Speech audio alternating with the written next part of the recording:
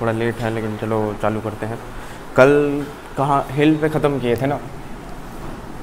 कल की क्लास में लास्ट डिस्कशन क्या हुआ था, जो हम पढ़ रहे थे पेनिनसुलर प्लाटू, प्रायद्वीपीय पठार। इसको 2 पार्ट में पढ़ेंगे, ऐसा इसका हम स्ट्रक्चर किए थे। पहला क्या था, जिसमें से पहाड़ हिल्स, दूसरा क्या था पठार। ठीक है, तो ये वाला पार्ट कंप्लीट कर लिए हैं। क्या क्या पढ़े इसमें, अरावली, विंध्यांश, सतपुड़ा, ईस्टर्न घाट, वेस्टर्न घाट, पांच जो है हिल इसमें पढ़े हैं। अब उसके बाद जो अगला टॉपिक है हमारा, अगला इसी के अंडर जो है ये हमारा क्या पढ़ेंगे, पठार। ठीक है, तो पठार में क्या क्या पढ़ेंगे इसको सीक्वेंस वाइज देखते हैं। इसमें से पठार बहुत सारे हैं, ये जो पेनिनसुला रीजन है वहाँ, तो वहाँ सारे इम्पॉर्टेंट नहीं हैं, कुछ कुछ इम्पॉर्टेंट है, कुछ कुछ को स्टेट वाइज अगर देखें तो सही रहेगा, कुछ कुछ को डिटेल में देखेंगे। ठीक है, तो ये हमारा पेनिनसुला हो गया। अरावली कहाँ पास था, ये हमारा अरावली था। ठीक है, उसके बाद ये कौन सा माउंटेन था, ये था विंध्याचल। उसके नीचे कौन सा था, सतपुड़ा। अब यहीं से हमारा क्या आ रहा था, वेस्टर्न घाट, और ये था हमारा ईस्टर्न घाट। ठीक है, तो अब इन सब के बीच में कुछ कुछ रीजन है। पठार मतलब जनरली क्या होता है, एक अपराइज्ड रीजन होता है। अपराइज्ड मतलब सपोज ये हमारा ग्राउंड लेवल था, ये हमारा ग्राउंड लेवल है। ग्राउंड लेवल से एक पर्टिकुलर हाइट पे एक ऐसा फ्लैट रीजन मिलेगा। फ्लैट रीजन मतलब पहाड़ का जो हमारा टॉप का भाग है, ये अगर सपोज कोई पहाड़ था, इसको यहाँ से अगर कट कर दिया जाए तो क्या बचेगा, ये वाला सेक्शन बचेगा। तो ये वाला जो सेक्शन है हमारा, इसको क्या बोलेंगे हम, पठार। ठीक है, तो पठार बेसिकली ये एरिया हुआ, तो ये मोर और लेस प्लेन है। ठीक है, प्लेन कैसे है, ये अपराइज्ड एरिया है, मतलब ज़मीन ग्राउंड लेवल के ऊपर का एरिया है लेकिन प्लेन एरिया है, उसके कारण इसको क्या बोल रहे हैं, पठार। अब ऐसे जो स्ट्रक्चर हैं जो हमारे पेनिनसुला में जगह जगह पर बहुत सारे पाए जाते हैं, तो उसी को हम पढ़ेंगे। तो सीक्वेंस वाइज इसको देखेंगे। सबसे पहले हम पिछली क्लास में यहाँ देख चुके हैं, अरावली के ईस्ट में एक रीजन था, पठार रीजन था। कौन सा रीजन पढ़े थे, मारवाड़। ठीक है, पहला ये पढ़े थे। अब उसके बाद यहाँ विंध्याचल तक एक और रीजन था, मालवा। ठीक है, अब मालवा के बाद हमारा क्या आता है, एक बड़े से रीजन में, छत्तीसगढ़ का भी इसमें पार्ट आएगा। ये कौन सा है, बुंदेलखंड। अब इसी रीजन में एक और एरिया आता है, बघेलखंड बोलते हैं जिसको। दोनों को यहाँ कंबाइन करके हम पढ़ेंगे।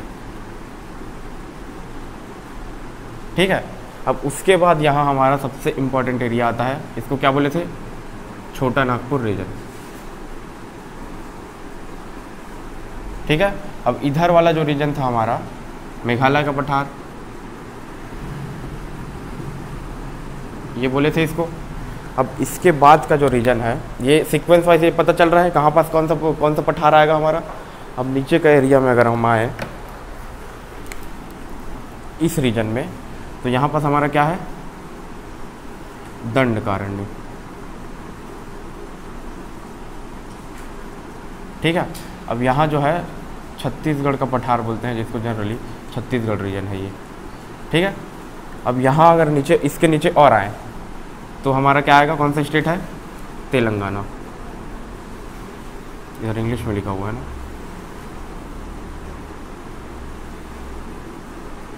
तेलंगाना का पठार। अब इसी को 2 पार्ट में डिवाइड करता है एक रिवर, यहाँ से एक रिवर फ्लो होता है, रिवर का नाम क्या है, गोदावरी।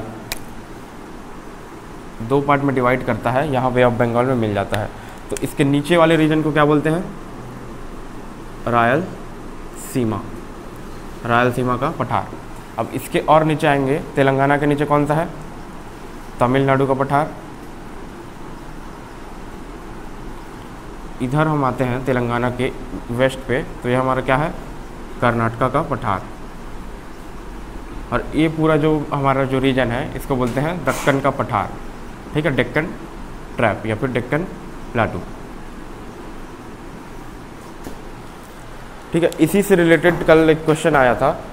वो क्वेश्चन क्या था, हमारा जो ओल्डेस्ट लैंड मास है, जो सबसे पुराना हमारा जो लैंड मास है, वो उनमें से कौन सा है। उसमें से 2 ऑप्शन था, कंफ्यूज करने के लिए दिया हुआ था। जो हमारा क्वेश्चन जनरली पूछा था ऐसा, गोंडवाना किसका नाम है, विच ऑफ द फॉलोइंग, जो ऑप्शन था उनमें, उसमें से गोंडवाना किसको बोलते हैं। तो उसमें से 2 ऑप्शन जो थे एकदम इंटर रिलेटेड थे। पहला ऑप्शन क्या था, पेनिनसुलर इंडिया, मतलब प्रायद्वीपीय भारत। ठीक है, अब उसका सेकंड ऑप्शन क्या था। ऑप्शन तो 4 थे क्वेश्चन में, लेकिन 2 ही ऑप्शन मैं लिख रहा हूँ। यहाँ मैं लिख रहा हूँ, सपोज इसी में से कोई एक ऑप्शन लिख लो, डेक्कन प्लाटू ही लिख लो। ठीक है, तो इसका आंसर क्या हो जाएगा, गोंडवाना लैंड जो है, गोंडवाना किसको बोलते थे। इसमें से which of the following land mass is termed as Gondwana.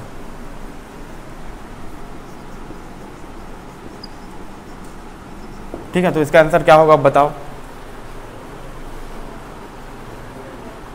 Which of the following, question ये है, एक क्वेश्चन आया हुआ था कल, तो उसी को यहाँ मैं डिस्कस कर रहा हूँ। इसमें से 2 ही ऑप्शन दिया हूँ मैं, 3 ऑप्शन को यहाँ 2 ऑप्शन को हटा दिया हूँ। Which of the following land mass is termed as Gondwana. तो गोंडवाना इसमें से किस लैंड मास को बोलेंगे,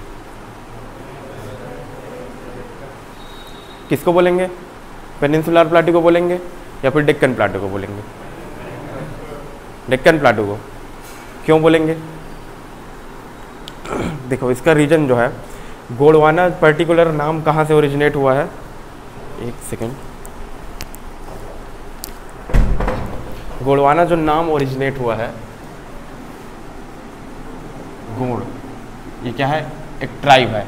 ठीक है, ये ट्राइब जो है हमारा कहाँ पास रहता है, हमारे इंडिया में। इंडिया का जो ये रीजन है, ये हमारा नर्मदा के नीचे का रीजन है, जिसको बोलते हैं खानदेश। ठीक है, यहाँ कहीं इसका ओरिजिनेट है। ठीक है, तो इसके नाम के कारण जो पूरा लैंड मास था, उसका नाम क्या पड़ा, गोंडवाना। इसका हिंदी मतलब है गोंड जहाँ रहते हैं वह जगह।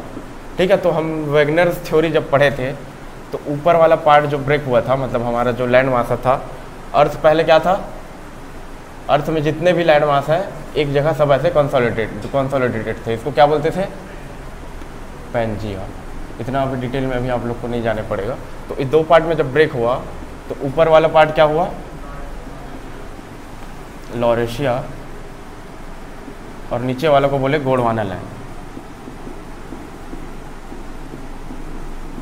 ठीक है, तो ये गोंडवाना लैंड मास जो बात कर रहा है, इसी के बारे में बात कर रहा है। ठीक है, अब ये आगे चल के 4 से 5 पार्ट में और ब्रेक हुआ। इसी में से एक पार्ट आया इंडो ऑस्ट्रेलियन प्लेट। ठीक है, अब इंडो ऑस्ट्रेलियन प्लेट का ही एक पार्ट है हमारा पेनिनसुलर इंडिया है। तो इसका आंसर क्या हो जाएगा, पेनिनसुलर इंडिया, ब्रॉड टर्म में अगर देखा जाए तो। और ब्रॉड टर्म के अंदर भी अगर देखा जाए पेनिनसुलर इंडिया ऑप्शन, तब तक आंसर क्या है, पेनिनसुलर इंडिया ही आएगा।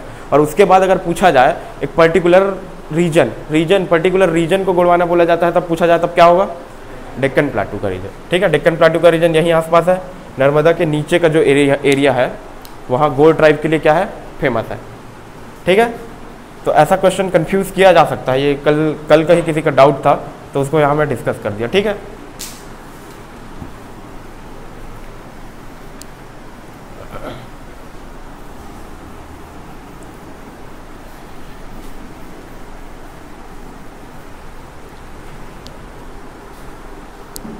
तो अब यहाँ सीक्वेंस वाइज एक एक करके देखते हैं। इसमें पेनिनसुलर प्लाटू में आप लोग हेडिंग लिख लीजिए। हम क्या पढ़ रहे हैं, प्लाटू, पठार। पहाड़ वाला पार्ट कंप्लीट हो गया था, तो पठार का हेडिंग डालो। और पठार में भी नंबर वाइज सबसे पहला मारवाड़ रीजन, मारवाड़ हिंदी में तो लिखते हैं। ये कहाँ पास है, कौन से स्टेट में है, राजस्थान। और क्यों फेमस है, ब्लैक कॉटन सॉइल या फिर काली मिट्टी। ब्लैक कॉटन सॉइल है तो ये रीजन क्यों फेमस होगा, कैश क्रॉप। ठीक है, कैश क्रॉप, हिंदी में व्यावसायिक फसल, फसलें। ठीक है, ये 3 पॉइंट इसमें बस लिख लो। ये इसको पहले भी डिस्कस कर चुके हैं शायद मारवाड़ प्लाटू को।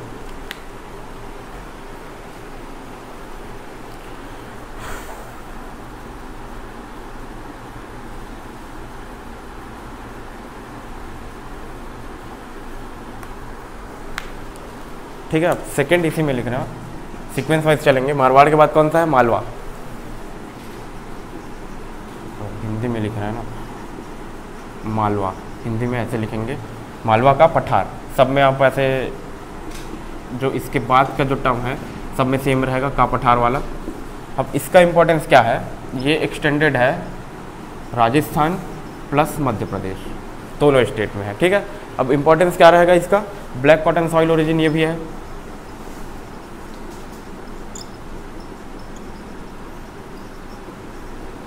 ठीक है, अब इसके साथ साथ ये यहाँ एक और चीज़ क्या है, एक नदी है, एक फेमस नदी है चंबल। ठीक है, चंबल कौन से स्टेट से फ्लो होता है? मध्य प्रदेश और राजस्थान। ठीक है, तो ये जो चंबल रिवर का क्या क्या खासियत है, ये क्या करता है? इरोजन। इरोजन का जो प्रोसेस हम पढ़े हैं, इरोजन एक्चुअल में स्टार्ट कहाँ से होता है, इसको मैं एक बार क्लियर कर दूँ। ये नोट कर लिया है ना, इरोजन एक ब्रॉड टर्म है। इरोजन जनरली हम बोल देते हैं, लेकिन इरोजन क्या है? बहुत बड़ा चीज़ है। अब इरोजन को अगर हम देखना चाहें तो इरोजन कैसे कैसे होता है, इसको थोड़ा देखते हैं। ठीक है, अब इरोजन का फैक्टर क्या क्या होता है, कैसे होता है इरोजन?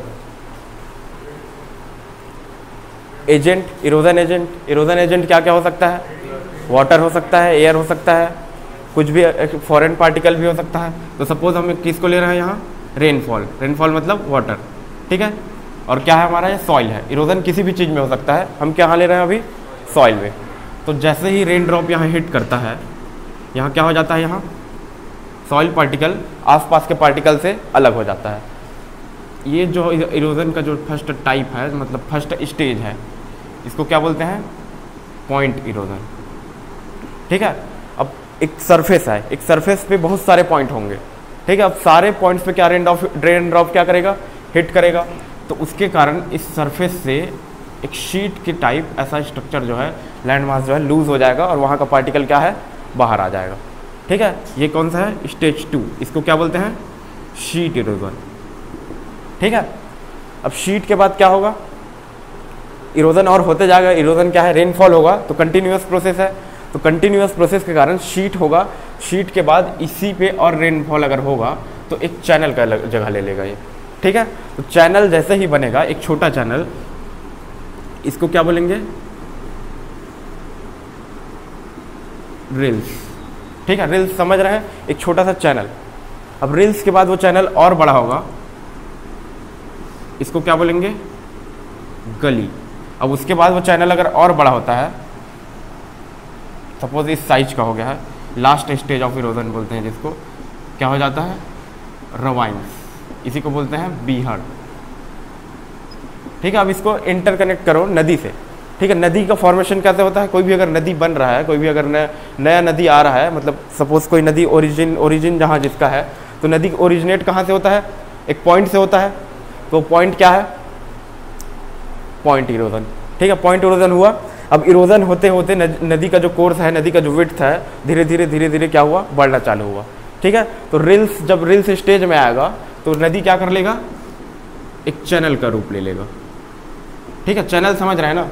चैनल मतलब एक छोटा विड्थ का, नदी ही मान लो, नाला भी नहीं, नाला से भी छोटा जो है उसका विड्थ का आएगा तो उसको चैनल बोलेंगे। अब धीरे धीरे इरोजन और होते रहेगा। उसके बाद क्या होगा? इरोजन होगा तो उसका विड्थ और बढ़ेगा। तो गली स्टेज में जैसे अगर पहुंचते हैं, उसको क्या बोल देंगे? स्ट्रीम।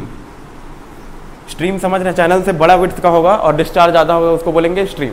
अब जैसे ही और विड्थ अगर चौड़ा होते जा रहा है, इसी में आता है ये स्टेज। जैसे सपोज यहाँ हम लिख रहे हैं कि स्टेज को अलग अलग नाम दे रहे हैं ना, एक्चुअल में ऐसा नहीं है। रिल्स में ही स्ट्रीम हो सकता है, रिल्स में ही चैनल हो सकता है। रिल्स में हमारा क्या है? स्ट्रीम आगे चल के किस में कन्वर्ट होता है? नाला। ठीक है, अब नाला आगे चल के किस में कन्वर्ट होता है? रिवर। ठीक है। अब रिवर जो है आगे और इरोजन होगा इसमें, तब बनता है रवाइंस। ठीक है, तो यहाँ क्यों बता रहा था मैं, रवाइंस हमको इम्पोर्टेंट है। बीहड़ जो चंबल नदी है हमारा इसी रीजन में, मालवा का पठार रीजन में क्या करता है, बहुत बड़ा जो रीजन है, बहुत बड़े रीजन में बीहड़ का फॉर्मेशन करता है, बीहड़ का निर्माण करता है, जिसको बोलते हैं चंबल के बीहड़्स, रवाइंस ऑफ चंबल। ठीक है, इरोजन कैसे होता है समझ आ रहा है, पूरा बेसिक प्रोसेस है इरोजन का, स्टार्ट से लेके एंड तक ऐसा ही होता है।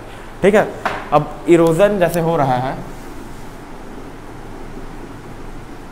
और एक और टर्म होता है वेदरिंग, दोनों में कुछ अंतर है, पढ़े हैं दोनों टर्म को। इरोजन क्या होता है, एक पार्टिकल, वेदरिंग, सपोज वेदरिंग को देखते हैं पहले। वेदरिंग क्या होता है, ये जो हमारा सॉइल पार्टिकल था, सपोज कोई भी पार्टिकल हो सकता है, अपना जो कंबाइन स्टेट था वहाँ से लूज हो गया और उसी जगह पे है, तब क्या होगा, वेदरिंग।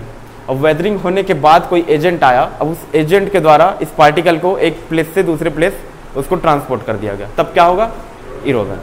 क्लियर है।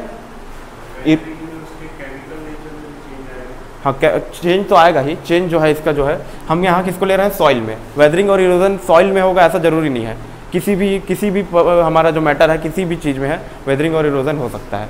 तो अगर सॉइल को अगर हम चेंज करें, जैसे सपोज हम वुड का ले लें या फिर रॉक का ले लें, तो केमिकल कंपोजिशन चेंज आएगा ही। ठीक है, यहाँ तक क्लियर है। यहाँ चंबल वाले में नोट कर लीजिए पॉइंट, चंबल के बीहड़। ठीक है,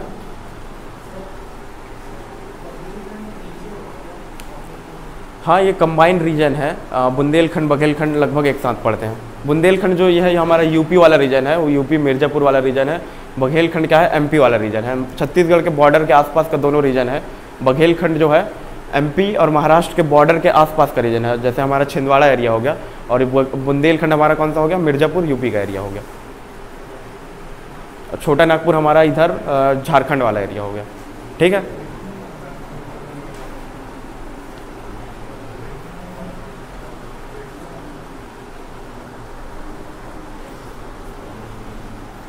चंबल के बीहड़ सुने हैं नाम, कौन सा, ये डेक्कन प्लाटू, कर्नाटका प्लाटू, तमिल, ये वाला तेलंगाना रायलसीमा, RAILSIMA।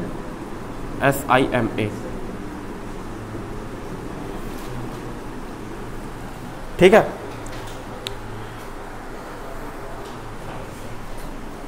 ये नोट कर लीजिए, मालवा को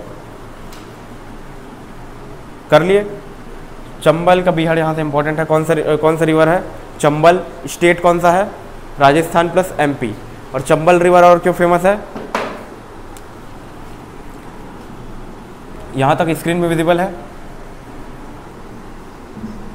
एक स्पीसीज है फ्रेश वाटर क्रोकोडाइल। ठीक है, फ्रेश वाटर क्रोकोडाइल, जब इन्वायरमेंट का पार्ट डिस्कस करेंगे तब हो जाएगा। फ्रेश वाटर क्रोकोडाइल कहाँ मिलता है, चंबल नदी में। ठीक है, और घड़ियाल भी यहाँ यही मिलता है हमारा, घड़ियाल। ठीक है, आगे का पार्ट जब डिस्कस करेंगे तो इसका स्पीशीज वगैरह पूरा डिस्कस करेंगे।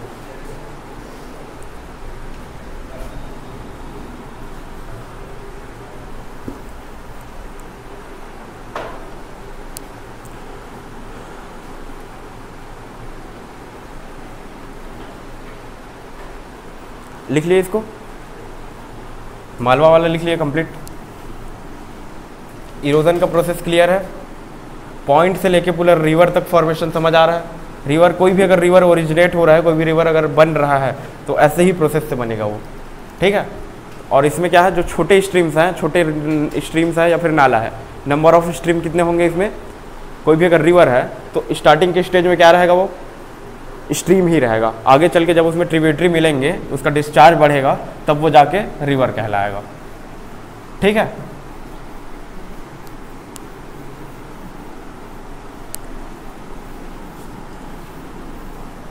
अब थर्ड और फोर्थ देखते हैं,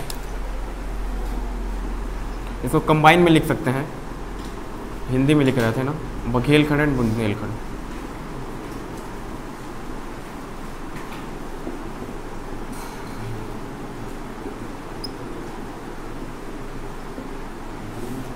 तो बघेलखंड हमारा कौन सा एरिया रहता है, एमपी वाला एरिया है। बुंदेलखंड हमारा एमपी प्लस यूपी वाला एरिया है। ठीक है, तो कंबाइन अगर देखा जाए तो दोनों का, मध्य प्रदेश और उत्तर प्रदेश में दोनों का एक्सपांशन है। ठीक है, अब क्यों फेमस है ये हमारा क्या है, विंध्याचल पर्वत जो है, विंध्यांश जो है, इसी रीजन में फैला हुआ है। ठीक है, और सेकंड क्या है, डेंसली फॉरेस्टेड एरिया है ये, मतलब ये एरिया जो है घना जंगल जो है इस एरिया में मिलता है। ठीक है, ब्लैक कॉटन कहाँ तक मिल रहा था, मालवा तक। इसके बाद क्या हो जाएगा, ब्लैक कॉटन सॉइल बंद हो जाएगा, यहाँ क्या चालू हो जाएगा, विंध्याचल चालू हो जाता है। उसके कारण ये क्या है, डेंसली फॉरेस्टेड एरिया है। बघेलखंड बुंदेलखंड छत्तीसगढ़ वाला जब पार्ट पढ़ेंगे आप लोग तो वहाँ थोड़ा और डिटेल में ले जाया जाएगा आपको, यहाँ का मिनरल्स वगैरह जो भी है आप डिटेल में पढ़ेंगे उसका। ठीक है, इसमें ज़्यादा कुछ नहीं है नोट करने को, बस एक ही दो पॉइंट है। हो गया, नहीं हुआ है, हेडिंग ही था यहाँ, कौन सा नंबर था, थर्ड।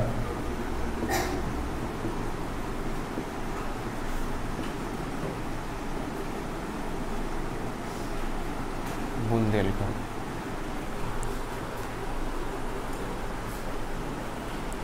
अब नेक्स्ट जो डिस्कस करेंगे ये थोड़ा इम्पोर्टेंट पार्ट है, 4th नंबर है शायद, इधर विजिबल है स्क्रीन, छोटा नागपुर का पठार।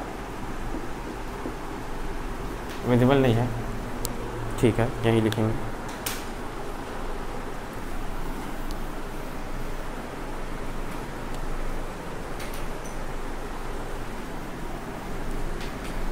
अब नोट कर लिए इसको।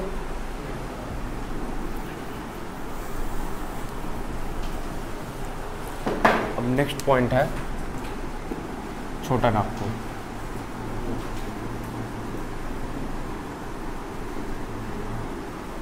छोटा नागपुर का पठार।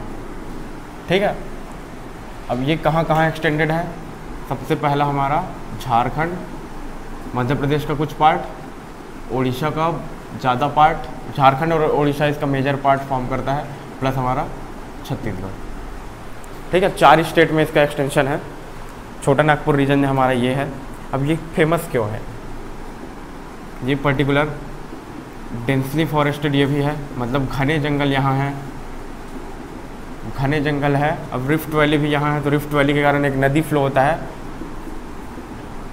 दामोदर, और सेकंड क्या है, सुवर्ण रेखा।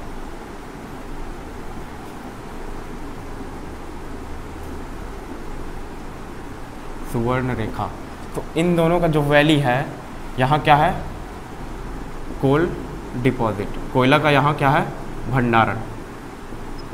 अब कौन से टाइप का कोयला का कौन सा टाइप मिलता था छत्तीसगढ़ में, बिटुमिनस। वो मैग्नेटाइट क्या है, आयरन का फॉर्म था। कोल का ये सेकंड रिचेस्ट क्वालिटी होता है। फर्स्ट और रिचेस्ट क्वालिटी ऑफ कोल कहाँ मिलता है इंडिया में, जम्मू एंड कश्मीर, कालाकोट, एंथ्रेसाइट कोल मिलता है। और यहाँ कौन सा कोल मिलता है, बिटुमिनस कोल। ठीक है, ये रीजन कोल प्रोडक्शन के लिए ही फेमस है। छत्तीसगढ़ कोल प्रोडक्शन में पहला प्लेस किसका है, प्रोडक्शन छत्तीसगढ़ का है, पहला प्लेस छत्तीसगढ़ का है। और स्टोरेज तो अभी नहीं जाएंगे। अब छत्तीसगढ़ में प्रोडक्शन कौन कौन सा कंपनी करती है, south east coalfield limited, Mahanadi coalfield limited. ठीक है, 2 कंपनीज हैं। अब दोनों कंपनीज क्या है, कोल इंडिया लिमिटेड एक क्या है, सुप्रीम बॉडी है, तो उसके अंडर जो है साउथ ईस्ट कोलफील्ड लिमिटेड और महानदी कोलफील्ड लिमिटेड दोनों क्या है, यहाँ वर्क कर रही है कोल के प्रोडक्शन के लिए। ठीक है, ये छत्तीसगढ़ का पार्ट है, इसको बाद में देखेंगे। ये लिख लिए, कोल डिपॉजिट इस रीजन में अप्रॉक्सीमेटली टोटल इंडिया का जो है 70 to 80% कोल यहाँ मिलता है, कोल ऑफ इंडिया। ठीक है, अब कोल के साथ साथ यहाँ मेटेलिक डिपॉजिट भी है, मेटेलिक मिनरल्स, इसी को क्या बोलते हैं, ओर्स।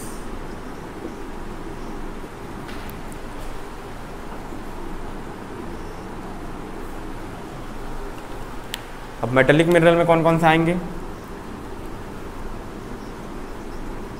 आयरन, आयरन का डिपोजिशन इसी रीजन में है। इस रीजन में कौन कौन सा जगह है, टाटानगर नाम सुने होंगे, बर्नपुर कोलकाता वेस्ट बंगाल का, आयरन होगा, कॉपर होगा, जिंक मिलेगा, बॉक्साइट मिलेगा। बॉक्साइट किसका, बॉक्साइट से कौन सा मेटल लेते हैं हम, एल्यूमिनियम, तो इसको डायरेक्ट एल्यूमिनियम लिख सकते हैं। गोल्ड मिलेगा, और कौन सा मिलेगा, टिन मिलेगा। जितने भी मेटेलिक मिनरल हैं सब इस रीजन में मिलेंगे, ठीक है। एक छोटा नागपुर का रीजन है, सेकंड हमारा कौन सा रीजन है, धारवाड़ रीजन, थर्ड कौन सा है, अरावली रीजन, ठीक है। जितने भी मेटेलिक मिनरल हैं इन तीनों रीजन में डिपोजिशन क्या है, रिचेस्ट फॉर्म में है।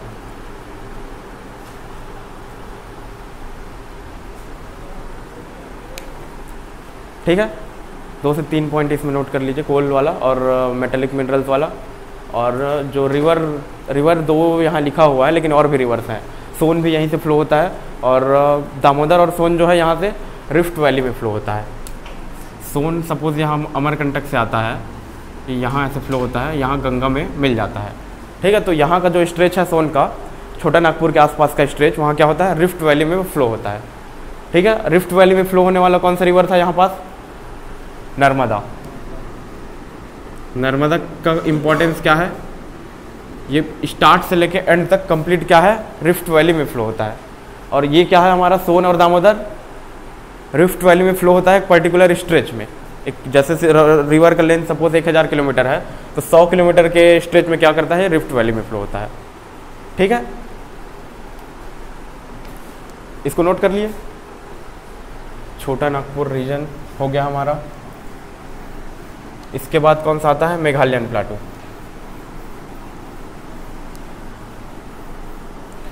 अब इसको पेनिनसुला का पार्ट क्यों मान रहे हैं, इसको देखते हैं। यहाँ पास हमारा गैप आता है, मालदा गैप बोलते हैं जिसको।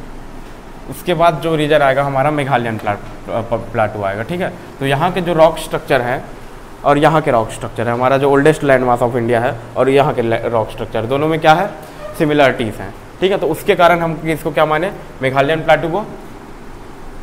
हेडिंग डाल लो, 5th नंबर है मेघालय का पठार, ठीक है। स्टेट मेघालय नाम से ही है, तो एक्सपेंशन कहाँ होगा, मेघालय में, ठीक है। अब यहाँ का रॉक स्ट्रक्चर और यहाँ का रॉक स्ट्रक्चर सेम था, तो सिमिलरिटीज़ है, तो क्या क्या होंगी यहाँ भी हमारा मेटेलिक डिपॉजिट मिलेगा, मेटल डिपॉजिट, कोल यहाँ भी मिलेगा, रॉक जो है ओल्डेस्ट रहेगा। सिमिलरिटी यही चीज़ होगा यहाँ क्या मिल रहा था, हमारा मेटल डिपॉजिट मिल रहा था, यहाँ कोल भी मिल रहा था, कोल यहाँ मिलता है। अब ऑल ओवर इस रीजन में कोल नहीं मिलता। कोल कैसे मिलता था, अब इसको क्लियर किया था मैं। अगर कोई रिवर का वैली है, कोई नदी का घाटी है, वहाँ क्या हो जाता है, जो ऑर्गेनिक मैटर है, वहाँ के जो पेड़ पौधे हैं रिवर के अंदर सबमर्ज हो जाते हैं, और उसका टेम्परेचर क्या है, नीचे जाने से टेम्परेचर क्या हो जाता है, बढ़ जाता है। तो फ्रेश वाटर के कांटेक्ट में अगर कोई पेड़ पौधे या फिर कोई ऑर्गेनिक मैटर आ रहा है, तो क्या बनेगा, कोल बनता है, ठीक है। और फ्रेश वाटर की जगह सॉल्ट वाटर रहता, समुद्र का पानी अगर रहेगा, तब क्या बनेगा, वो पेट्रोलियम डिपॉजिट, ठीक है। डिफरेंस समझ आ रहा है। तो इस रीजन में रिवर कौन सा फ्लो होता है, बहुत से रिवर फ्लो होते हैं। ब्रह्मपुत्र के जितने ट्रिब्यूटरी है, एक रिवर है मानस, यहाँ फ्लो होता है, वहाँ क्या है, कोल का डिपॉजिट मेघालय में उसके कारण मिलता है, ठीक है। अब इसमें और क्या सिमिलरिटीज होंगे,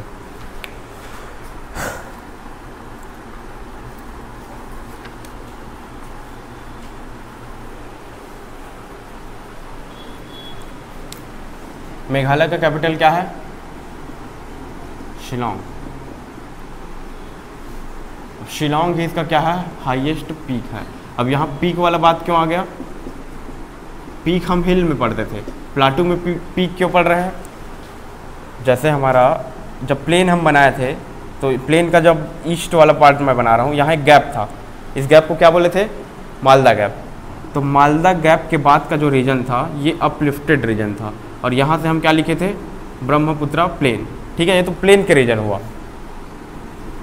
ये प्लेन के रीजन के लिए हुआ। अब जब हम नीचे आएंगे, इसके जस्ट नीचे आएंगे, प्लेन के नीचे, तो हमारा क्या आएगा, मतलब नीचे मतलब हम मैप में नीचे आ रहे हैं। सपोज प्लेन के लिए हम कहाँ क्रॉस सेक्शन लिए थे, यहाँ। अब अगर पेनिनसुलर प्लाटू के लिए क्रॉस सेक्शन लेना है तो यहाँ नीचे लूँगा मैं, साउथ साइड में।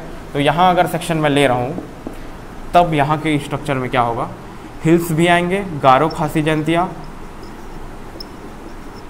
ठीक है। उसके बाद यहाँ प्लाटू का भी रीजन आएगा, ठीक है। तो कॉम्प्लेक्स एक स्ट्रक्चर है, जहाँ हिल्स भी है, प्लाटू भी है, प्लेन्स भी है, ठीक है।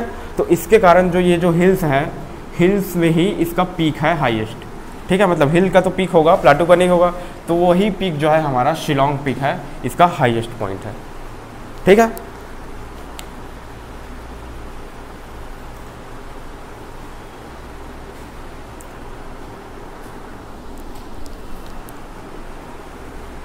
मेघालय प्लाटू हो गया। अब नेक्स्ट हम डिस्कस करते हैं दंडकारण्य। छत्तीसगढ़ प्लाटू इसको डिस्कस अभी नहीं करेंगे, छत्तीसगढ़ वाला पार्ट में आपका होगा। राइस बॉल ऑफ इंडिया इसको बोलते हैं। क्यों बोलते हैं, मतलब भारत का धान का कटोरा, छत्तीसगढ़ का मैदान। ये नोट कर लिया है ना।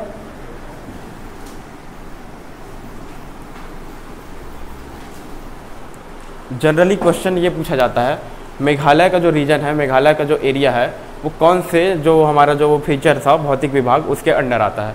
तो कन्फ्यूज़न यहाँ क्यों क्रिएट होता है, ये हमारा नॉर्थ ईस्ट का भी पार्ट है, तो कन्फ्यूज़न क्रिएट होता है। ये हमारा किस में आएगा, हिमालयन जोन में आएगा, ऐसा करके हम इसको टिक लगाते हैं और वो रहता है गलत, ठीक है। तो किस में आएगा, क्लियर है, पेनिनसुलर प्लाटू में आएगा मेघालय का रीजन, ठीक। अब नेक्स्ट हम क्या करेंगे, दंडकारण्य का पठार।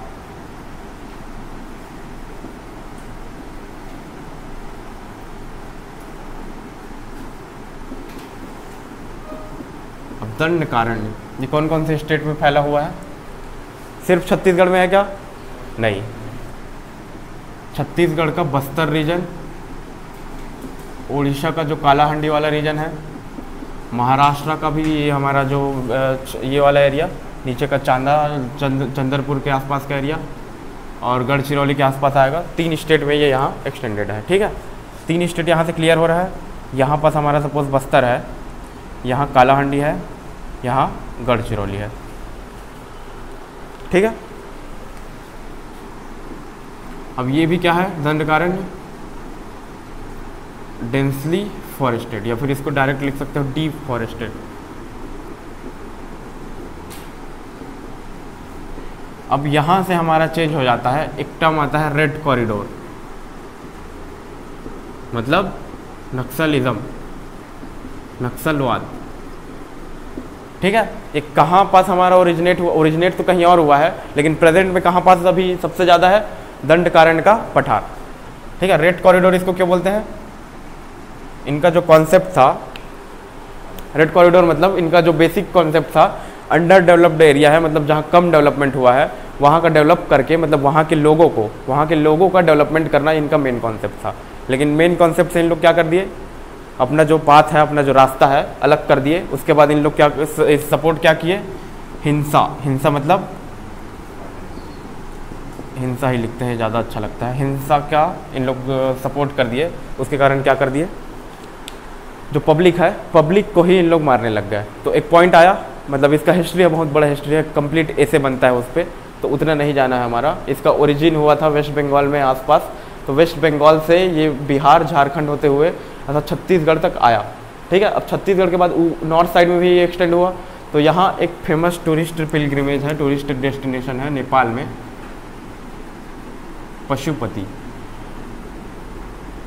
पशुपतिनाथ टेम्पल। और यहाँ पास हमारा आंध्र प्रदेश तमिलनाडु में एक और टूरिस्ट डेस्टिनेशन है, यहाँ पास क्या था ये, तिरुपति।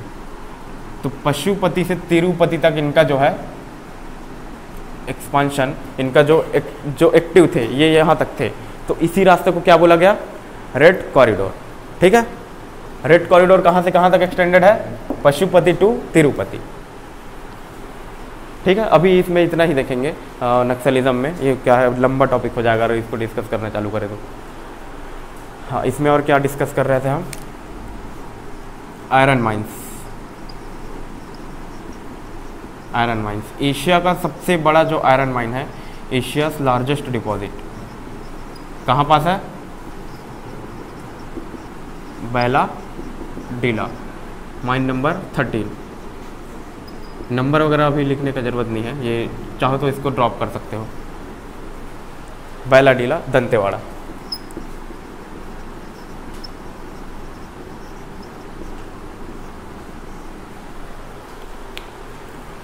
ठीक है, अब यहीं पास हमारा कालाहंडी के आसपास से एक रिवर ओरिजिनेट होता है, फेमस रिवर है छत्तीसगढ़ के रिस्पेक्ट में, कौन सा नाम है, इंद्रावती। ठीक है, अब इंद्रावती क्यों फेमस है, क्यों फेमस है, वो तो अलग चीज़ है। यहाँ इसको रेड कॉरिडोर से रिलेट करो, इसको बोला जाता है रेड रिवर। ठीक है, रेड रिवर दो कारण से बोला जाता है, पहला क्या है, नक्सलिज्म, और दूसरा क्या है, आयरन। आयरन का जो ओर होता है कौन से कलर का होता है, रेड कलर। तो रेड आयरन वाले रीजन में अगर कोई भी रिवर फ्लो हो रहा है, कोई भी स्ट्रीम फ्लो हो रहा है, उसका कलर क्या रहेगा, रेड रहेगा। तो इसके दो रीजन है, इसको बोलते हैं रेड रिवर, और ये आगे जाके कहाँ मिल जाता है, गोदावरी।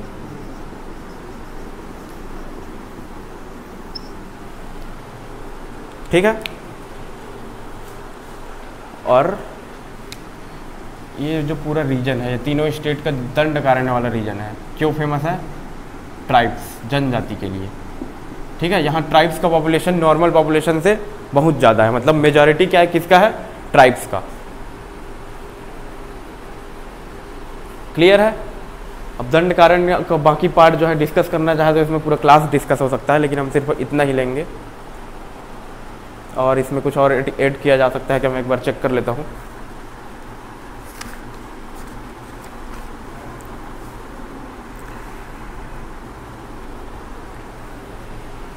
इतना सफिशिएंट है। कुछ कुछ जगह नाम सुने होंगे आप लोग, कालाहंडी सुने हैं, गढ़चिरौली सुने हैं, मलकानगिरी सुने हैं, ओडिशा। ये दंड कारण को बेसिकली क्या करते हैं, 3 से 4 पार्ट में डिवाइड करते हैं। यहाँ विशाखापट्टनम भी क्या है, इसी के अंडर आएगा। विशाखापट्टनम हो गया, ये मलकानगिरी हो गया, मलकानगिरी इसका बॉर्डर फॉर्म करता है, तो इसको अलग अलग पठार में और बांटा जाता है। मतलब ये पठार एक्चुअल में दंड कारण है, उसके अंडर क्या है, और पठार है।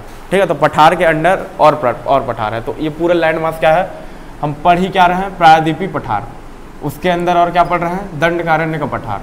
अब दंडकारण्य के पठार के अंदर और क्या है, जो इनके सब पठार है उसको फिर से पठार पढ़ रहे हैं। तो ये जो हमारा जो प्रायद्वीपीय पठार है, इसको क्या बोलते हैं, पठारों का पठार। एक टर्म है इसके लिए, पठारों का पठार, plateau of the plateau English में। ठीक है, तो अगर पूछा जाए ऑब्जेक्टिव में पठारों का पठार किसको कहा जाता है, तब पेनिनसुलर इंडिया, प्रायद्वीपीय भारत। ठीक है, इसमें इससे ज़्यादा अभी दंड कारण में डिस्कस नहीं करेंगे। लिख लिया ना इसको।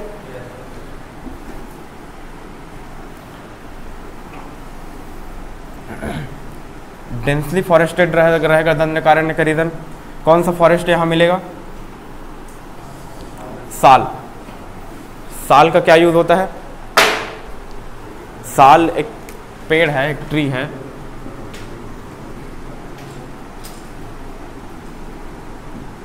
इसको आप लोग पढ़े होंगे। बस्तर रीजन जो है ग्रेटेस्ट क्वालिटी ऑफ साल के लिए फेमस है। पढ़े हैं, छत्तीसगढ़ वाले पार्ट में पढ़ेंगे इसको। Bastar region greatest quality of sal के लिए फेमस है। अब साल को क्या यूज़ करते हैं, साल का यूज़ क्या है, एक होता है टिम्बर, सेकंड होता है साल ऑयल, थर्ड क्या है, फॉरेस्ट प्रोडक्ट। फॉरेस्ट प्रोडक्ट मतलब समझ रहे हैं, माइनर मेजर 2 टाइप का होता है, तो हम क्या पढ़ेंगे, हम माइनर। ठीक है, टिम्बर समझ रहे हैं, स्ट्रक्चरल अगर यूज़ किसी लकड़ी का है तो उसको क्या बोलते हैं, टिम्बर। साल ऑयल, साल का जो बीज है, ये यहाँ से पेड़ है तो पेड़ का बीज होगा, बीज से जो तेल निकलता है उसको बोलते हैं साल ऑयल, इसका हाई डिमांड है, इसके कारण इसको क्या करते हैं, एक्सपोर्ट। अब इंपोर्ट एक्सपोर्ट का जहाँ भी एक्टिविटी हुआ इकोनॉमिक्स वहाँ जाता है, तो अभी उतना नहीं जाना है। फॉरेस्ट प्रोडक्ट मतलब साल का जो बीज है, बीज का भी अलग से हमारा क्या होता है, मिनिमम सपोर्ट प्राइस, एक होता है न्यूनतम समर्थन मूल्य, उस पर क्या किया जाता है, उस पर खरीदी किया जाता है गवर्नमेंट द्वारा। ठीक है, तो यही इसका इम्पोर्टेंट है साल का। इसको अलग से चाहो तो लिख सकते हो, वो इतना इम्पोर्टेंट तो नहीं है अभी, अगर पूछा जाए तो। ओके, साल क्या है हमारा, एक पेड़ है, एक ट्री है। ठीक है, तो साल हमारा क्या होता है, ग्रेटेस्ट क्वालिटी का साल कहाँ होता है, हमारा दंडकारण्य रीजन, खासकर बोले तो बस्तर प्लाटू। ठीक है, दंडकारण्य रीजन ऐसे 4 से 5 प्लाटू में बटा हुआ है, उसमें से कौन कौन सा है, पहला बस्तर का पठार, बस्तर प्लाटू, कालाहंडी प्लाटू, उसके बाद हमारा गढ़चिरौली प्लाटू, मलकानगिरी प्लाटू, ऐसा करके 4 से 5 रीजन में ऐसे बटा हुआ है। तो बस्तर प्लाटू में क्या होता है, ग्रेटेस्ट क्वालिटी ऑफ साल मिलता है। तो साल अगर हम पढ़ रहे हैं तो साल का क्या यूज़ है, ये यूज़ क्या क्या है, उसी को हम देख रहे थे बस। तो पहला यूज़ क्या है, टिम्बर। टिम्बर मतलब क्या होता है, कोई भी अगर लकड़ी है उसका स्ट्रक्चरल पॉइंट ऑफ व्यू से अगर यूज़ करे, स्ट्रक्चरल पॉइंट ऑफ व्यू मतलब उस पर अगर कोई लोड लगाए और लोड को बियर कर पा रहा है तो वो उसको क्या बोलेंगे, टिम्बर। ठीक है, और साल ऑयल, साल का जो बीज रहेगा उसके बीज से हम क्या करेंगे, तेल निकालेंगे। अब उस तेल का क्या है, हाई डिमांड क्या है अदर रीजन में, तो उसका क्या करते हैं हम, एक्सपोर्ट करते हैं। एक्सपोर्ट मतलब हमारे यहाँ प्रोडक्शन होता है, वहाँ प्रोडक्शन नहीं होता तो हम क्या करते हैं, उनको अलग से सप्लाई करते हैं। ठीक है, उसके बाद जो इसका जो बीज है और इसका जो फूल है उसको क्या करते हैं, माइनर फॉरेस्ट प्रोडक्ट मतलब नॉन वुड टिम्बर प्रोडक्ट बोलते हैं जिसको। तो जो लकड़ी नहीं है, लकड़ी के छोड़ जो भी उसका प्रोडक्ट होता है, इसको क्या करता है, गवर्नमेंट क्या करता है, मिनिमम सपोर्ट प्राइस एमएसपी पे क्या करता है, खरीदी करता है। ठीक है, इतना इसका इम्पोर्टेंस है साल का। ठीक है, अब दंडकारण्य के बाद अगला देखते हैं डेक्कन प्लाटू देखते हैं।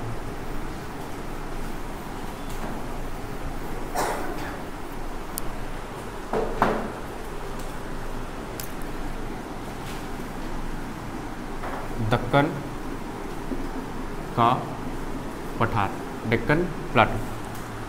ठीक है, तो ये कौन कौन से रीजन में है, ये प्लाटू है जनरली, और ये हमारा है महाराष्ट्र, मध्य प्रदेश, कर्नाटका, तमिलनाडु और ये हमारा गुजरात। ठीक है, इतना स्टेट में ये फैला हुआ है। ठीक है, अब इसका इम्पोर्टेंस क्या है, यहाँ फिर से क्या मिलेगा हमारा, ब्लैक कॉटन सॉइल। क्यों मिलेगा, क्योंकि यहाँ है लावा डिपॉजिट।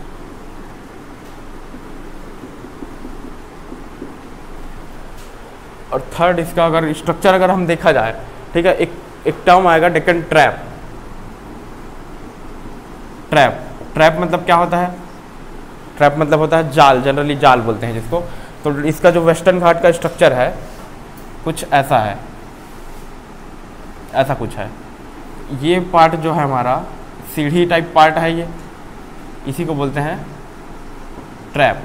ठीक है, डेक्कन ट्रैप। अगर ये डेक्कन रीजन में है, डेक्कन जनरली क्या है, एक रीजन है, यह वाला जो हमारा रीजन है उसको बोलते हैं डेक्कन। ठीक है, तो डेक्कन में अगर ट्रैप है तो उसको बोलेंगे डेक्कन ट्रैप। डेक्कन में अगर ये पठार है तो उसको बोल रहे हैं डेक्कन पठार, दक्कन का पठार। ठीक है, ये डेक्कन ट्रैप को नोट करना चाहो तो कर सकते हो।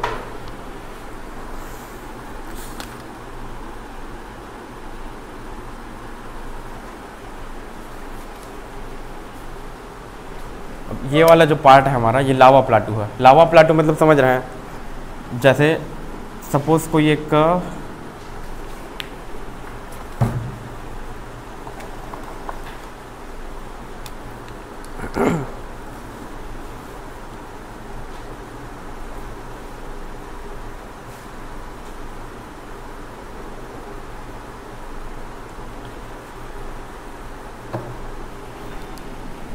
हाँ,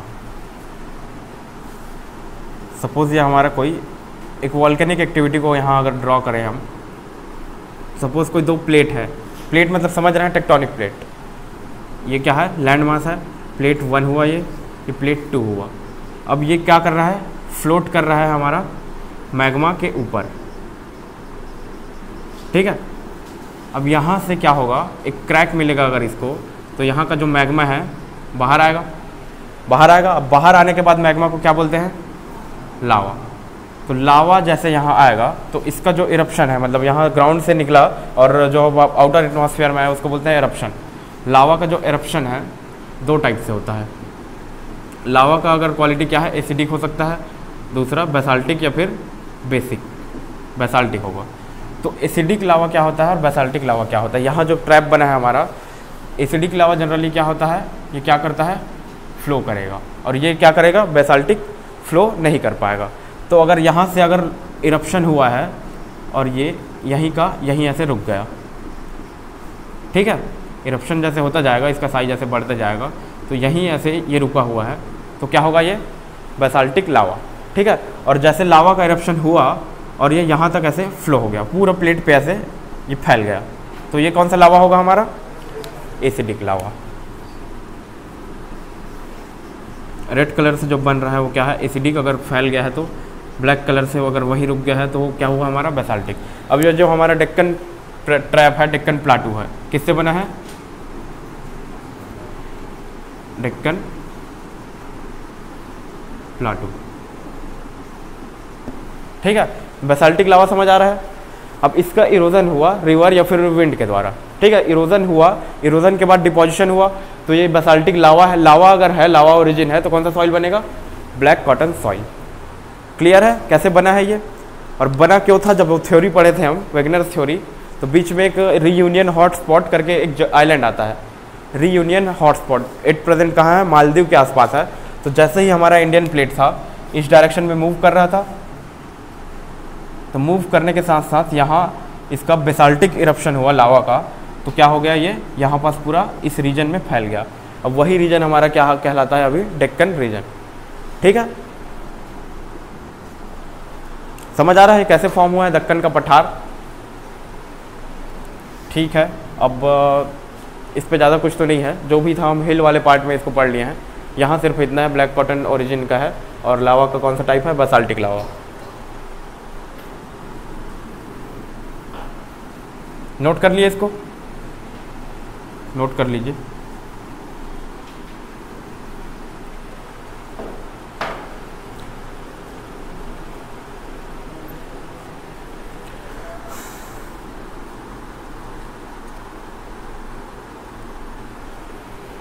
अब डेक्कन के बाद देखते हैं कर्नाटक का प्लाटू, कर्नाटक का पठार।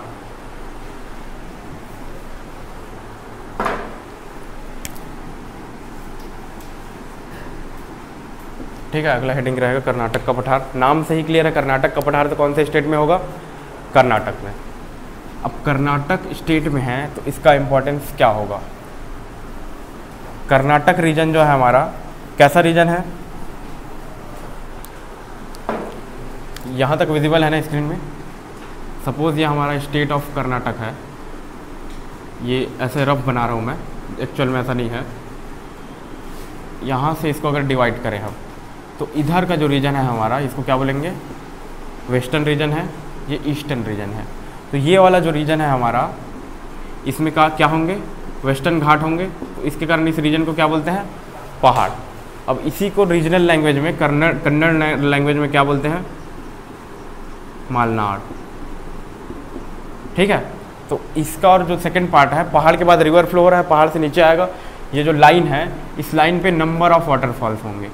क्यों होंगे, क्योंकि पहाड़ से जो ग्राउंड में मैदान, ये इसको बोलते हैं मैदान, तो पहाड़ से अगर मैदान में ट्रांजिशन हो रहा है, ट्रांजिशन मतलब ये ऐसा कोई अपर लैंड मास है, ये लोअर लैंड मास है, तो ट्रांजिशन कैसे होगा, एक तो डायरेक्ट ऐसा हो सकता है, सेकंड क्या होगा, ऐसा जेंटल आके बाद में ऐसा मिलेगा। ठीक है, तो दोनों टाइप के है यहाँ। जहाँ डायरेक्ट ट्रांजिशन ऐसा होगा, अब एब्रप्टली आके, मतलब जैसे बड़ा ऊपर वाला लैंड मास है, नीचे वाले लैंड मास में डायरेक्ट ऐसे आ गया। अब यहाँ को रिवर फ्लो हो रहा है, तो क्या करेगा, वो वाटरफॉल का फॉर्मेशन करेगा। तो इस रीजन में इसी कारण नंबर ऑफ वाटरफॉल मिलेंगे। ठीक है, तो इसी को देखते हैं, मालनाड और मैदान। ठीक है, मालनाड रीजन क्या रहेगा, वेस्टर्न घाट का क्या रहेगा, हमारा पार्ट रहेगा। ठीक है। अब मैदान जो है वेस्टर्न घाट से जो रिवर फ्लो हो रहा है उसका जो डिपोजिशन हुआ है, यहाँ से इरोड करेगा और यहाँ क्या करेगा, डिपोजिशन करेगा। तो उसके जो सेडिमेंट से हमारा जो मैदान फॉर्म हुआ है इससे करेंगे। रिवर इसमें एक आध इंपॉर्टेंट रिवर लिख लेते हैं। गोदावरी हमारा कर्नाटक में यहाँ करेगा, तो यहाँ कावेरी, के वाला लिखते हैं। ये वाला कावेरी और ये वाला कावेरी, कल की क्लास में किसी को डाउट था, दोनों सेम ही है, जैसा स्पेल करना चाहे कर सकते हैं। ठीक है, तो दो रीजन है, समझ आ रहा है रीजन कैसे चेंज हो रहा है। वेस्टर्न घाट है, वेस्टर्न घाट क्या है, पहाड़ी रीजन है हमारा। अब उसके बाद जो कर्नाटका जो है हमारा, इधर अगर कोस्ट साइड आए, ईस्टर्न साइड में अगर जाए तो क्या होगा, ट्रांजिशन होके हमारा जो है फ्लैट लाइन आएगा।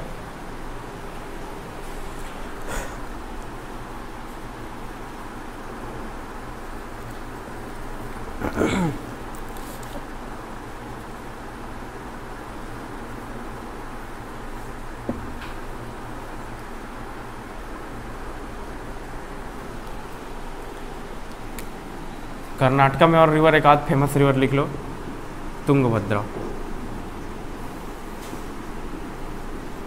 अब यहाँ का मैदान फर्टाइल रीजन रहेगा कि नहीं रहेगा, कहीं का भी मैदान रहा फर्टाइल रीजन रहेगा। यहीं पास एक फेमस एरिया है जिसको बोलते हैं रायचूर दोआब। ठीक है, रायचूर दोआब जब हिस्ट्री पढ़ेंगे आप लोग तो हिस्ट्री में आएगा। इस दोआब में कब्जा करने के लिए, इस दोआब का जो अथॉरिटी है, इस दोआब पर शासन करने के लिए बहुत सारे क्या हुए हैं, लड़ाई हुए हैं। ठीक है, तो कौन से स्टेट में है ये, कर्नाटका।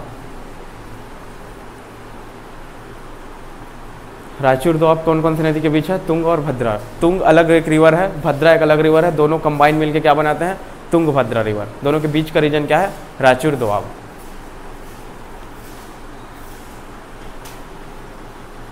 मालनाड, ये कन्नड़ लैंग्वेज है, अगर इंग्लिश में इसको स्पेल करना चाहें MALNAD। ठीक है, इसको अगर जनरली हम हिंदी में ट्रांसलेट करें तो इसका मीनिंग क्या होता है, पहाड़। ठीक है,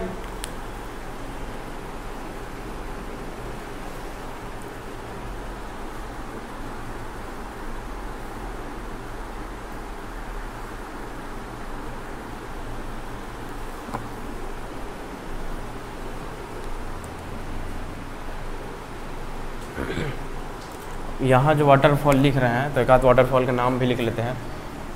मालनाड मैदान अगर ट्रांजिशन हो रहा है तो एक कावेरी पे फेमस एक वाटरफॉल है शिव समुद्रम।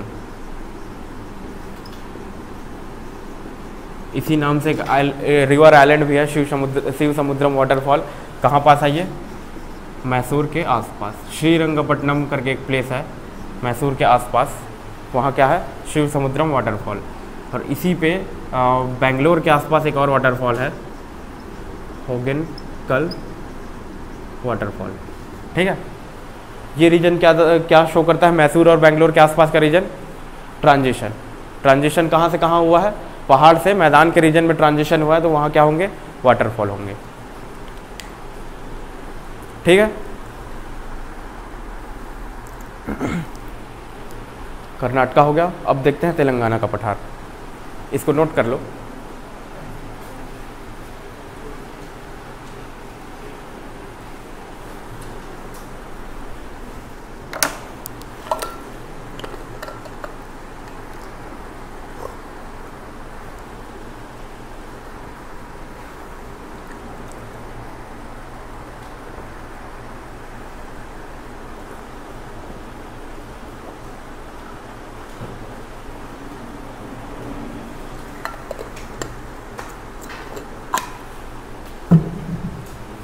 नोट कर लिए।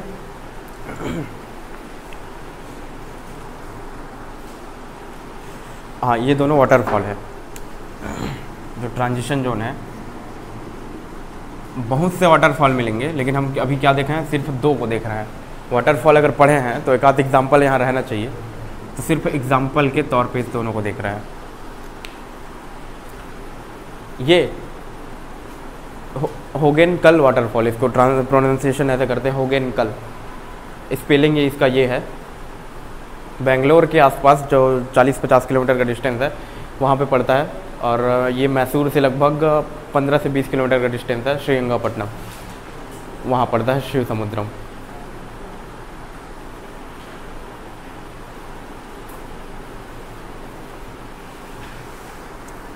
और इसी में एक और क्वेश्चन पूछा गया था, मालनाड और मैदान में ट्रांजिशन रीजन है, तो वहाँ पास एक हमारा वेटलैंड है।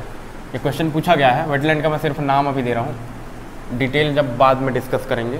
बर्ड सेंचुरी भी है अभी वो, रंगनाथिट्टू, हिंदी में से लिखेंगे रंगनथिट्टू बर्ड सेंचुरी मतलब पक्षी विहार। ये कौन से स्टेट पे है, डायरेक्ट क्वेश्चन यहाँ से पूछा गया है।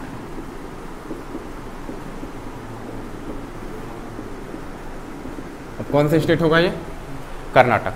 कौन से रीजन में, कर्नाटक का बीच का ट्रांजिशन एरिया है उसी पे है, ठीक है। तो ये अगर इसको चाहो तो एक लाइन में नोट कर लेना, जब बाद में इसका डिस्कशन होगा तब इसको डिटेल में जाएंगे। बर्ड सेंचुरी समझ आ रहा है, जैसे वाइल्ड लाइफ सेंचुरी होता है हमारा वन्य जीव अभ्यारण्य, वैसे ही हमारा होता है पक्षी विहार। वाइल्ड लाइफ सेंचुरी में क्या करते हैं, किसी एक जानवर को संरक्षण देते हैं हम, अब यहाँ क्या करेंगे, पक्षियों को देंगे, ठीक है। डिफरेंस सिर्फ इतना है। अब दोनों क्या है, सेम लेवल का प्रोटेक्शन होता है दोनों में, दोनों जो एक ही एक्ट से दोनों बाउंडेड है। एक्ट कौन सा है, वाइल्ड लाइफ प्रोटेक्शन एक्ट, वो सब बाद में पढ़ेंगे। वाइल्ड लाइफ प्रोटेक्शन एक्ट 1972 से दोनों क्या है, प्रोटेक्टेड है। ये सब अभी मत लिखना, सिर्फ अभी जानकारी के लिए मैं बता दे रहा हूँ। सिर्फ रंगनाथिट्टू लिख लो, कौन से स्टेट में आता है, कर्नाटका का पठार और मैदान के बीच का ट्रांजिशन एरिया है, उसी में आता है।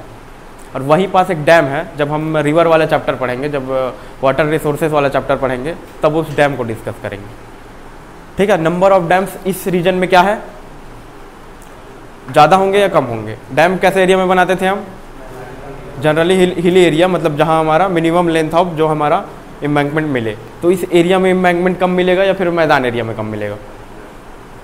वाटर रिटेंशन हमको करना है, सपोज मैं एक रफ अमाउंट अगर दे दिया, सपोज मैं दे दिया 100 मिलियन क्यूबिक मीटर का पानी मेरे को स्टोर करना है, उसके लिए एक डैम बनाओ बोल दिया मैं इस एरिया में। हाँ, इस एरिया में क्यों मिलेगा, पहाड़ के बीच का एरिया, एग्जैक्टली। तो पहाड़ के बीच का एरिया है, उसमें 100 मिलियन क्यूबिक मीटर पानी अगर मैं रखूँ तो उसमें क्या होगा, स्टोरेज जो है हमारा इस फॉर्म में मिलेगा। सपोज ये दो पहाड़ है, दोनों के बीच एक रिवर फ्लो हो रहा था, इसको क्या कर दिया हम, बाउंड कर दिए। ये कौन सा होगा हमारा, ये हमारा हो जाएगा डैम। अब यही अगर प्लेन रीजन है, फ्लैट रीजन है, सपोज़ यहाँ मैं इसका हाइट मान लो 10 मीटर था, अब यहाँ अगर मैं 20 मीटर का भी स्ट्रक्चर बनाता हूँ तो 100 मिलियन क्यूबिक मीटर पानी स्टोर कर पाएगा, नहीं कर पाएगा। और कंपैरेटिवली इसका जो लेंथ रहेगा, लेंथ क्या है, ज़्यादा हो जाएगा। तो कॉस्ट कहाँ ज़्यादा आएगा, प्लेन्स में कॉस्ट आएगा ज़्यादा, क्या हो जाएगा, ये हो जाएगा बराज, ये हो जाएगा डैम, ठीक है।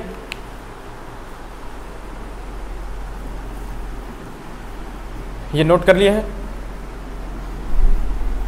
अब कर्नाटका के बाद का जो रीजन देखते हैं, तेलंगाना।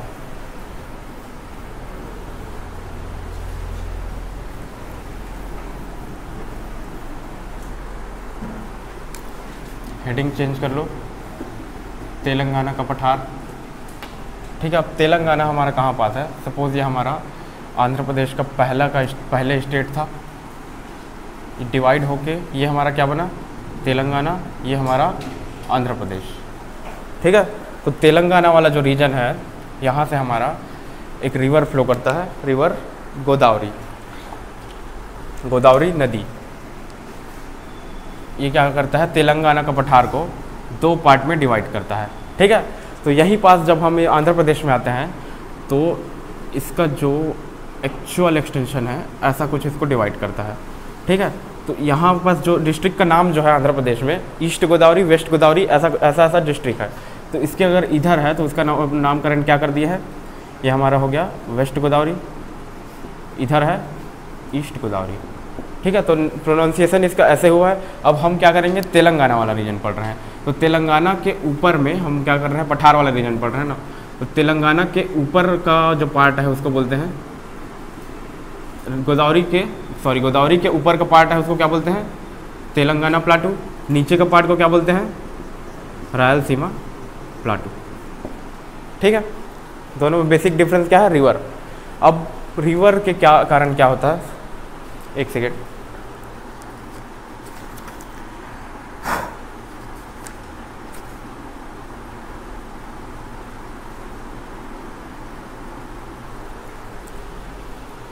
रिवर का जो डिफरेंस क्रिएट कर रहा है उसके कारण क्या होता है, ये वाला हमारा जो हाँ गोदावरी रिवर जो है एक्चुअल में तेलंगाना का जो पार्ट है, ये तेलंगाना स्टेट हुआ ओवरऑल, तो तेलंगाना स्टेट को ऐसे दो पार्ट में डिवाइड कर रहा है, डायरेक्शन रहेगा नॉर्थ साउथ डायरेक्शन में अगर डिवाइड कर रहा है तो ऊपर वाला जो पार्ट रहेगा ये इसको बोलेंगे तेलंगाना प्लाटू। हमारा जो क्लासिफिकेशन है उसके अकॉर्डिंग हम पढ़ रहे हैं तेलंगाना प्लाटू हो जाएगा ये, और उसके नीचे के पार्ट को रायलसीमा प्लाटू। ठीक है, तो ये तेलंगाना और रायलसीमा यहाँ से कवर हो जाएगा। अब गोदावरी के ऊपर वाला जो पार्ट है दंडकारण्य रीजन में आएगा, तो दंडकारण्य रीजन में अगर आ रहा है तो इसका इंपॉर्टेंस क्या रहेगा, डेंस फॉरेस्ट यहाँ रहेगा, डेंस फॉरेस्ट। ठीक है, और यहाँ क्या है, एग्रीकल्चर,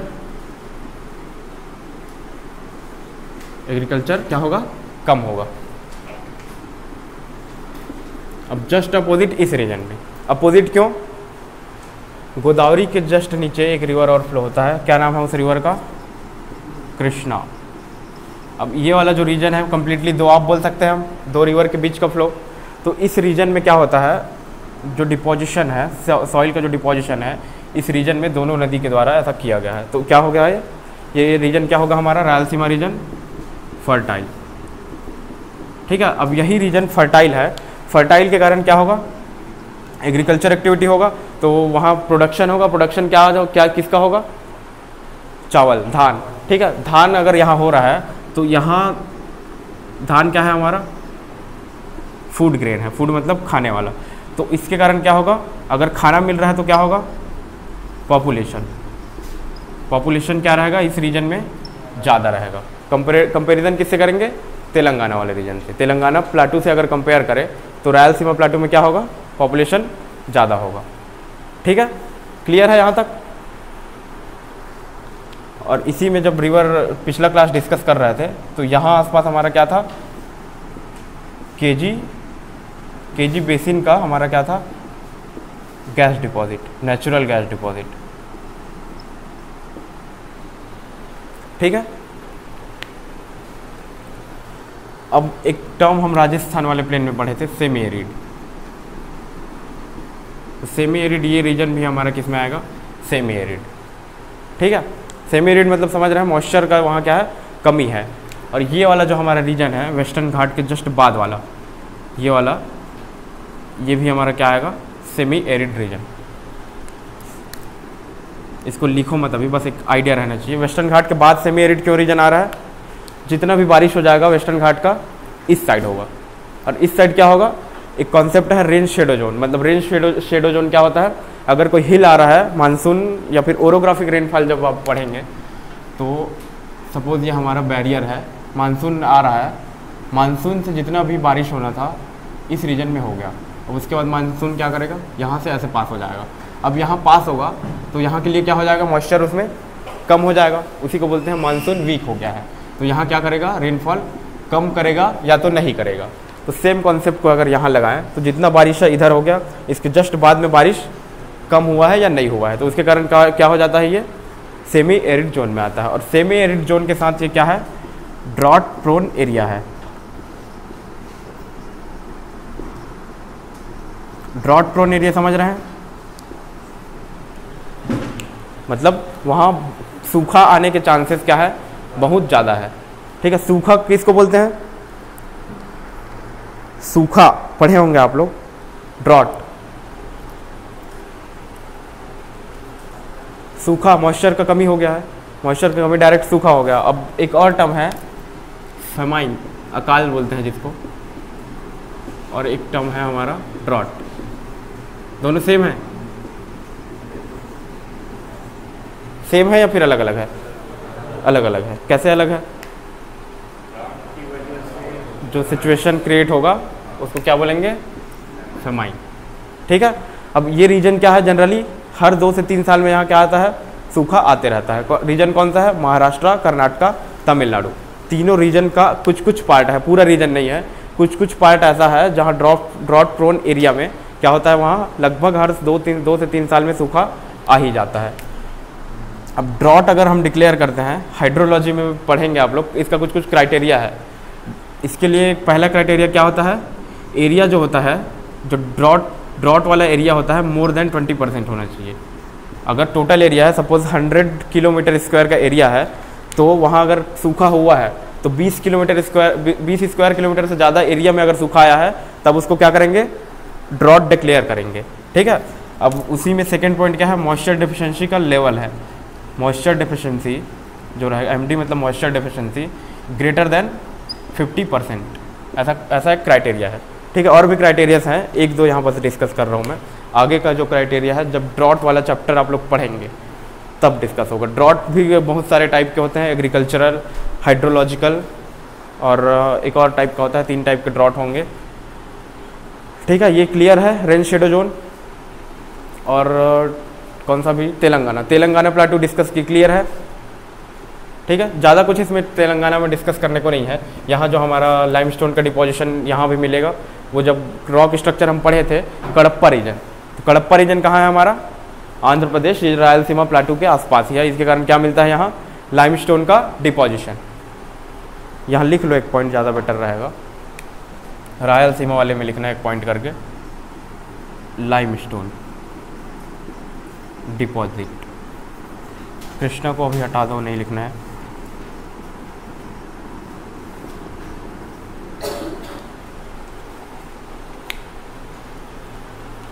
ठीक है। तेलंगाना रायलसीमा हो गया। अब लास्ट बचता है हमारा तमिलनाडु का प्लान।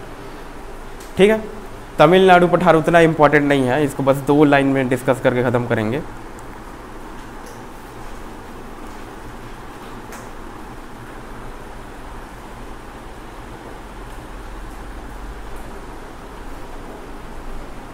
इसको नोट कर लिए।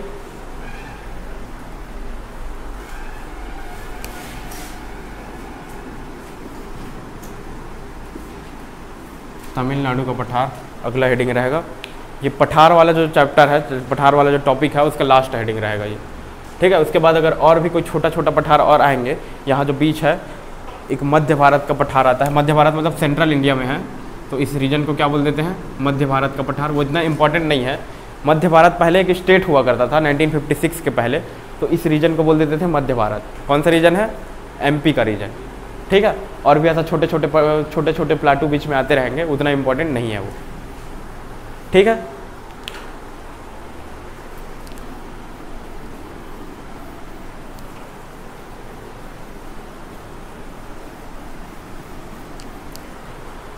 तो तमिलनाडु में भी सेम कॉन्सेप्ट है। तमिलनाडु तक हमारा क्या है, वेस्टर्न घाट एक्सटेंडेड है, एक्सपांडेड है। तो यहाँ भी हमारा मैदान और हिल वाला कॉन्सेप्ट आएगा। अब उसको दोबारा लिखने की ज़रूरत नहीं है, बस एक डायग्राम बना दे रहा हूँ मैं। इसको बोलते हैं हाईलैंड, तमिलनाडु वाले केस में। इसको बोल देते हैं लोलैंड, मतलब हिंदी में उच्च भूमि, इसको निम्न भूमि या फिर मैदान, मैदान ही लिखो डायरेक्ट। ठीक है। तो यहाँ हाईलैंड में कुछ कुछ एग्जाम्पल लिख लो, मतलब 2-3 सीरीज़ है। मदुरै फेमस, क्यों फेमस है, टेम्पल। कौन सा टेम्पल, मीनाक्षी टेम्पल। ये अपलैंड का एग्जांपल है। अपलैंड मतलब समझ रहे हैं, एक जनरल ग्राउंड है। वहाँ क्या हुआ, सपोज एक जनरल ग्राउंड आ रहा था, इसके बाद एक पॉइंट आया, एक पॉइंट के बाद क्या हुआ, हिल चालू हो गया। ठीक है। अब इधर वाला पार्ट क्या है, वेस्टर्न घाट आ जाएगा हमारा। इधर वाले पार्ट में क्या आ जाएगा, कोस्ट आ जाएगा। ठीक है। तो तमिलनाडु का स्ट्रक्चर समझ आ रहा है। इधर लिख देता हूँ मैं, ये वेस्टर्न घाट आ जाएगा यहाँ, इधर आ जाएगा कोस्ट या फिर सी।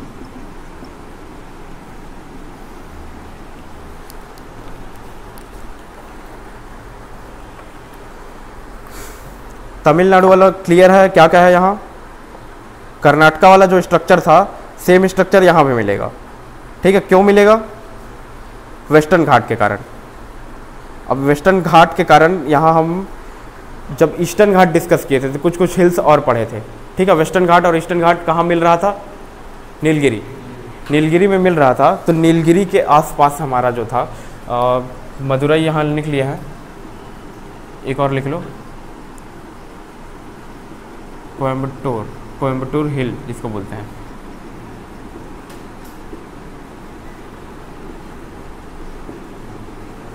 मदुरई, ठीक है। अब मदुरई में कौन सा रिवर फ्लो, रिवर के बारे में लिखना चाहो तो लिख सकते हैं, लिख ही लो।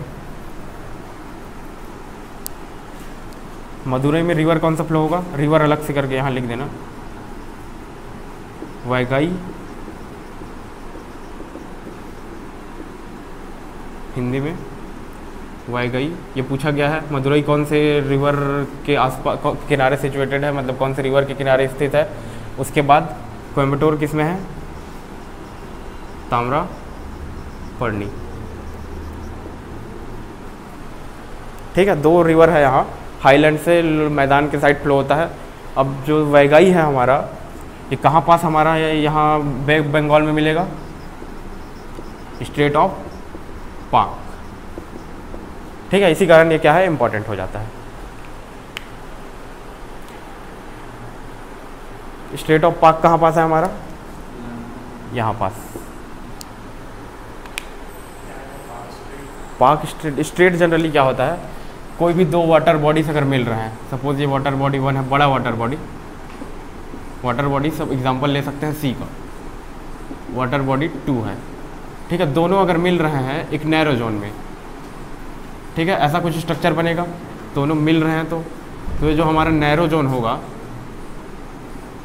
ये लैंड मास रहेगा, ये भी लैंड मास रहेगा। तो बीच का जो नैरो जोन है जहाँ दो सी कनेक्टेड हो रहे हैं, इसको क्या बोलते हैं? स्ट्रेट, ठीक है। स्ट्रेट यहाँ पास सेम स्ट्रक्चर बनता है। यहाँ हमारा श्रीलंकन पेनिनसुला है, ठीक है।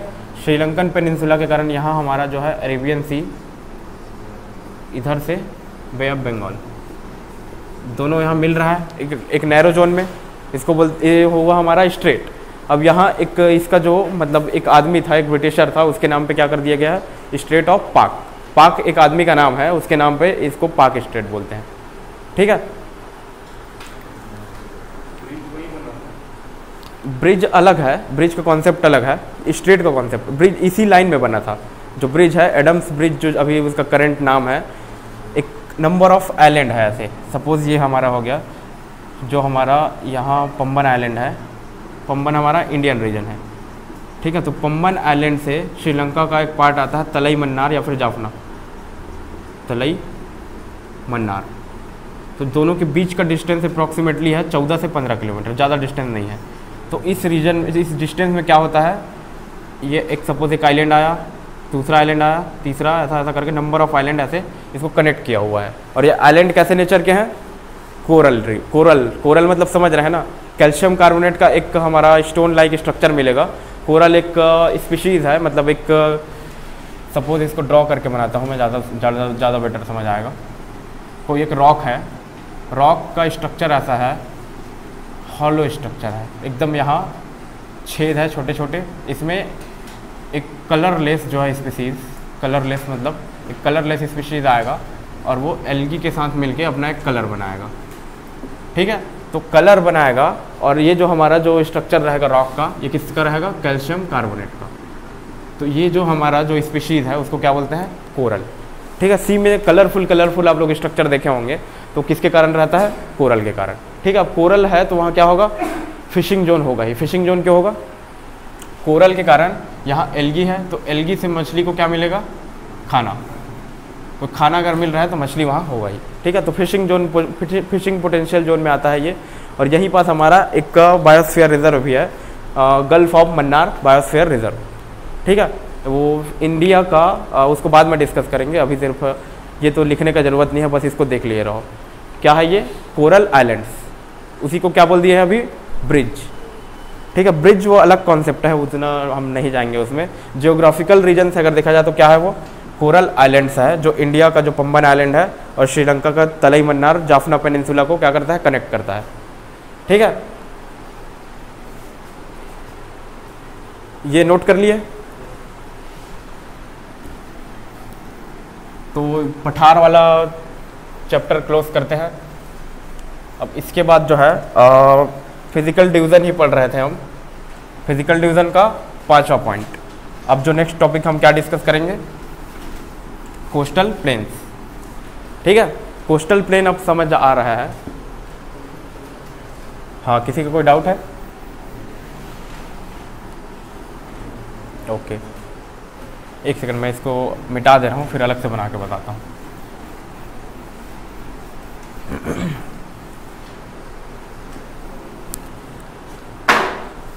देखिए, जब अरावली पढ़े थे हम तो हमारा स्टेट ऑफ गुजरात है।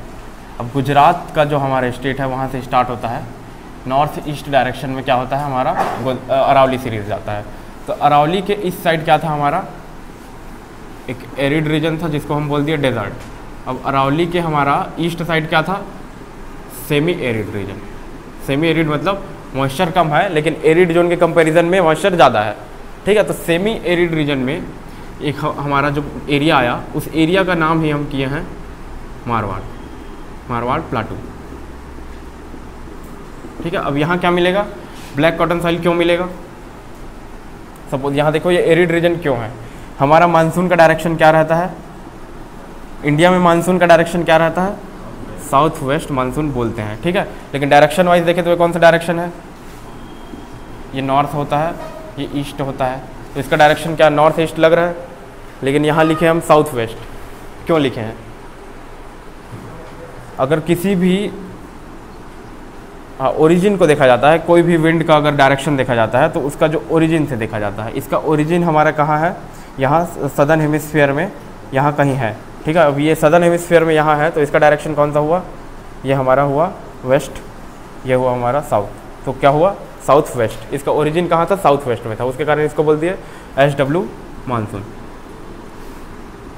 ठीक है, तो इसका डायरेक्शन जब आएगा तो मानसून यहाँ क्या हो जाएगा, इसके पैरेलल चले जाएगा। ठीक है, अब इंडिया में रेनफॉल क्या होता है, मोस्ट ऑफ रेनफॉल क्या होता है, ओरोग्राफिक। तो यहाँ अगर मानसून के लिए बैरियर नहीं मिल रहा है अरावली के आसपास, तो क्या होगा, इस रीजन में बारिश होगा, नहीं होगा। तो बारिश नहीं होगा तो ये रीजन क्या हो जाएगा, एरिड या फिर सेमी एरिड, दोनों में से कोई भी हो सकता है। तो अब जोन पे डिपेंड करता है, जहाँ सनलाइट ज़्यादा रहेगा, हीट ज़्यादा रहेगा, वो क्या हो जाएगा, टाइम के साथ एरिड में कन्वर्ट हो जाएगा। और ये वाला रीजन क्या हो जाएगा, टाइम के साथ सेमी एरिड में कन्वर्ट हो जाएगा। यहाँ कुछ रिवर्स हैं, रिवर्स के कारण ये कंप्लीट एरिड जोन नहीं बना है। इसको मतलब छोटा अमाउंट में, मतलब थोड़ा बहुत मॉइस्चर इसको मिलते रहता है। ठीक है, अब यहाँ एक और पॉइंट पढ़े थे, ब्लैक कॉटन सॉइल, ये कैसे आया। ठीक है, तो जब हम पढ़ रहे थे पेनिनसुला वाला जो पार्ट पढ़े थे, सपोज ये हमारा इंडो ऑस्ट्रेलियन प्लेट था, इंडो ऑस्ट्रेलियन प्लेट कंप्लीट है, इतना पार्ट को अगर कंसीडर करते हैं उसका, इसमें कंप्लीट इंडोनेशिया वगैरह सब आता है, तो हम सिर्फ इसका इंडियन पार्ट को कंसीडर करते हैं। ठीक है, तो इंडियन पार्ट को कंसीडर किए और जैसे ये इस डायरेक्शन में मूव कर रहा था, तो मूव करने के साथ एक रीयूनियन हॉटस्पॉट है, रीयूनियन हॉटस्पॉट मतलब वहाँ से लावा का एरप्शन हो रहा है लगातार। ठीक है, तो यहाँ से लावा एरप्शन हुआ और हमारा इस रीजन में फैल गया, पूरा फैल गया। ठीक है, तो रीजन में फैल गया था। अब ये वाला पार्ट हमारा क्या होना चाहिए, इसके अकॉर्डिंग ये फैला था एक्चुअल में हरियाणा तक, हरियाणा इधर MP, इधर MP तक, MP के लास्ट बॉर्डर, सपोज यहाँ हमारा झारखंड का रीजन है, वहाँ तक गया था। ठीक है, तो यहाँ तक फैला था। तो लैंड मास जब यहाँ कोलाइड हुआ, हिमालय का फॉर्मेशन हुआ, तो रिवर्स के डायरेक्शन चेंज हुए और रिवर जो है ये इसको इरोड करके यहाँ कहीं डिपॉजिट करना चालू किए। ठीक है, उससे बना हम डिपॉजिशन से क्या बना हमारा, डेक्कन प्लाटू।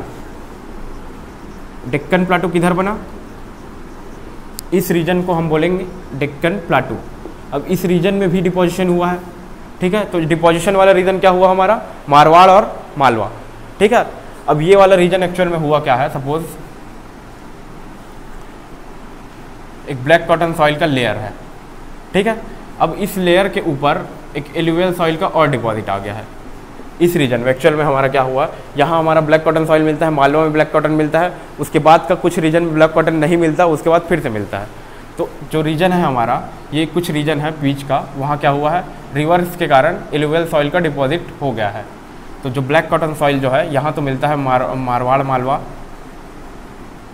इधर मिलता है डेक्कन, और बीच में कुछ डिसकंटिन्यूटी आ जाता है। वो क्यों आता है, रिवर का सेडिमेंट जो है ब्लैक कॉटन सॉइल के ऊपर ही आया है। ठीक है, एक्चुअल में एरिया वाइज देखें तो क्या होना था, हरियाणा तक पूरा हमको ब्लैक कॉटन सॉइल मिलना था, क्यों नहीं मिलता, हमारा इरोजन हुआ है, उसके बाद जो डिपोजिशन हुआ है ब्लैक कॉटन सॉइल के ऊपर हुआ है। ठीक है, ठीक है, और कोई डाउट? यहाँ क्लियर है, मानसून के डायरेक्शन के पैरेलल हो गया तो रेनफॉल यहाँ नहीं होगा। अब रेनफॉल नहीं हो रहा है तो मॉइस्चर का डेफिशिएंसी होगा ही। ठीक है,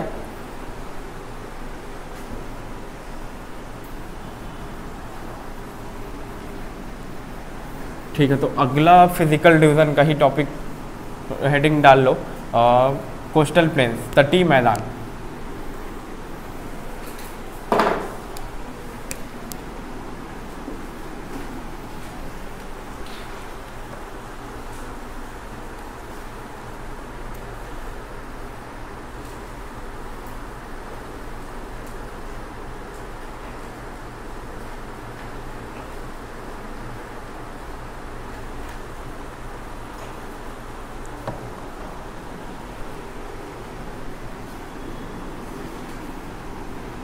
तटीय मैदान, ये शायद 5वें नंबर का सब हेडिंग रहेगा इंग्लिश में, कोस्टल प्लेन्स।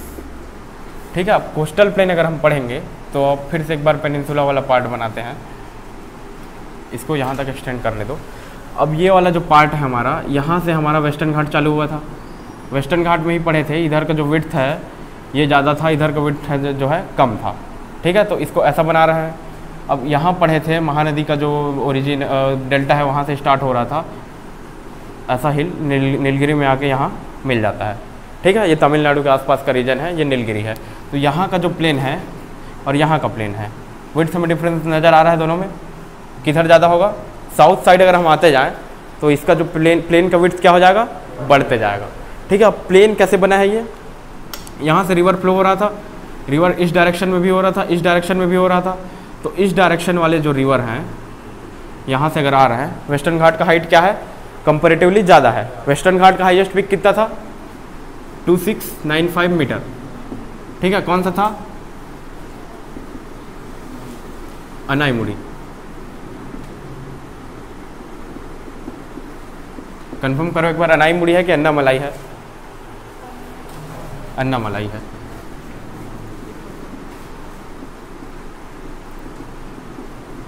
ठीक है, तो यहाँ जो इसका हाइट है ये तमिलनाडु के आसपास 2695 है। और इतने ही हाइट पे अगर हम नॉर्थ साइड में जाएं, सपोज शिमला एक पीक है, शिमला का हाइट कितना है? 2248 समथिंग मीटर है। शिमला का जो एलिवेशन है अन्नामलाई से कम है। ठीक है, अब क्लाइमेट का डिफरेंस कितना रहता है दोनों में? शिमला में क्या है हमारा? बेसिकली क्या है? कोल्ड क्लाइमेट है। अब जब साउथ में आते हैं हम तो ये हमारा जो अन्नामलाई हो गया, नीलगिरी का रीजन क्या है? Moderate type of climate. Moderate मतलब ना तो वहाँ गर्मी ज़्यादा रहेगा ना तो वहाँ सर्दी ज़्यादा रहेगा। ठीक है, टेम्परेचर बीच में कहीं आएगा, 20 डिग्री के आसपास, तो वहाँ क्या रहता है? हाँ, तो हाइट अब देख रहे हैं, तो हाइट इतना है, तो सपोज एवरेज हाइट अगर हम मान लेते हैं तो 1500 मीटर आएगा ही। ठीक है, तो 1500 मीटर से अगर कोई रिवर फ्लो हो रहा है और 1500 मीटर की हाइट से ही इधर एक रिवर फ्लो हो रहा है। ठीक है, तो दोनों के स्पीड में क्या डिफरेंस होगा? स्लोप क्या मिलेगा इसको? जेंटल स्लोप मिलेगा। मतलब स्लोप क्या मिलेगा इसको? कम मिलेगा। इसको क्या मिलेगा? ज़्यादा स्लोप मिलेगा। तो ज़्यादा स्लोप के कारण इसका स्पीड ज़्यादा होगा कि इसका स्पीड ज़्यादा होगा? स्लोप जिसको ज़्यादा मिल रहा है, स्टीप स्लोप जिसका है, उसका स्पीड क्या होगा? ज़्यादा होगा। अब स्पीड ज़्यादा है तो इरोजन भी ज़्यादा करेगा। तो इरोजन किसका करेगा? ये वेस्टर्न घाट का ही करेगा। वेस्टर्न घाट क्या है? सॉलिड रॉक मास है, जो हमारा ओल्डेस्ट रॉक है, मेटामॉर्फिक फॉर्म में जो है, इसका इरोजन करेगा। अब मेटामॉर्फिक रॉक का इरोजन ईजी होता है कि डिफ़िकल्ट होता है?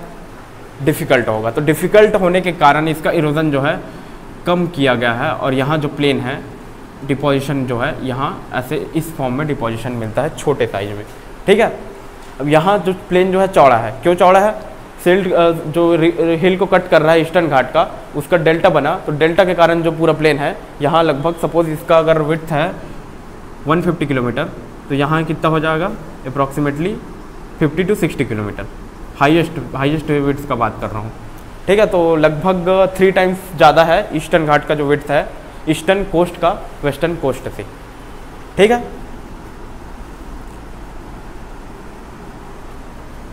रिवर का डिफरेंस समझ आया? अब इसमें क्वेश्चन किया जाता है कोस्ट से। कोस्ट लाइन का कुछ कुछ नाम है अलग अलग, उस कोस्ट लाइन को देखेंगे।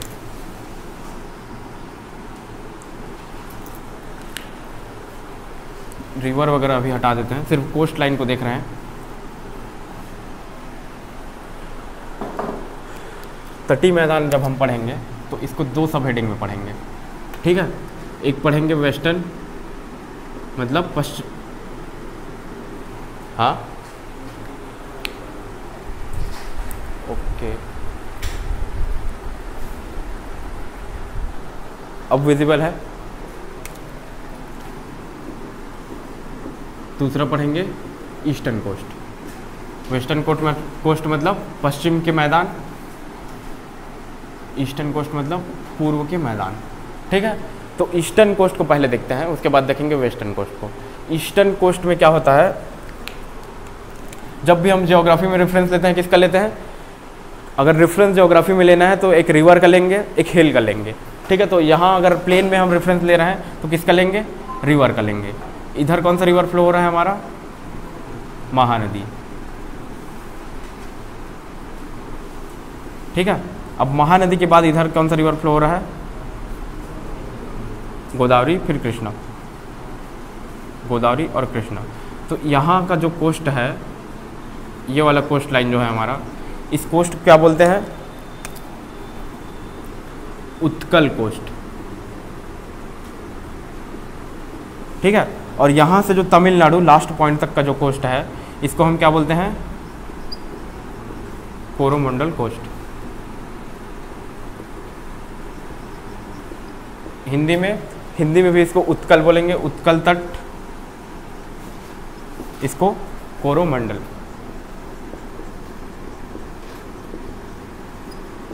ठीक है। अब सेम कॉन्सेप्ट से इसको भी डिवाइड किए हैं, इसको 3 पार्ट में डिवाइड किए हैं। इसको देखते हैं, पहले इसको नोट कीजिए। ईस्टर्न कोस्ट, ये एक डायग्राम ऐसा रफ टाइप बना लीजिए, उसमें सिर्फ कोस्ट को शो कीजिए, उसमें से कुछ नहीं लिखना है, कहाँ से कहाँ तक कौन सा कोस्ट है, कहाँ से कहाँ तक कौन सा कोस्ट है, ऐसा करके एक शो करना है, ठीक है।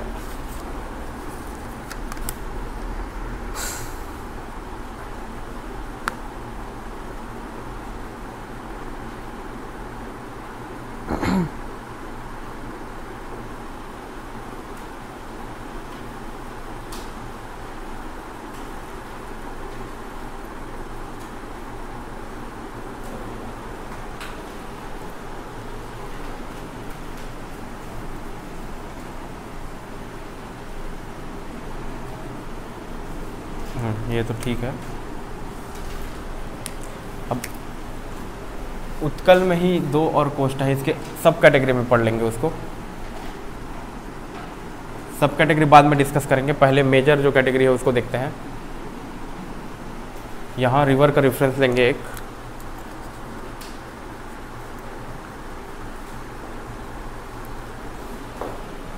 कोरोमंडल कोस्ट जो है हमारा, कृष्णा रिवर के नीचे का जितना भी रीजन आएगा हमारा, यहाँ कन्याकुमारी तक का जो कोस्ट लाइन है उसको बोलेंगे कोरोमंडल कोस्ट। अब इधर देखते हैं, ये वाला जो कोस्ट रहेगा हमारा, ये तो हमारा प्लेन में पढ़ेंगे, इसको बोलेंगे, ये वाला नीचे का रीजन है इसको बोलेंगे मालाबार। ये कई बार पूछा गया है। केरल वाला जो कोस्ट है हमारा, मालाबार कोस्ट बोलते हैं, मालाबार तट,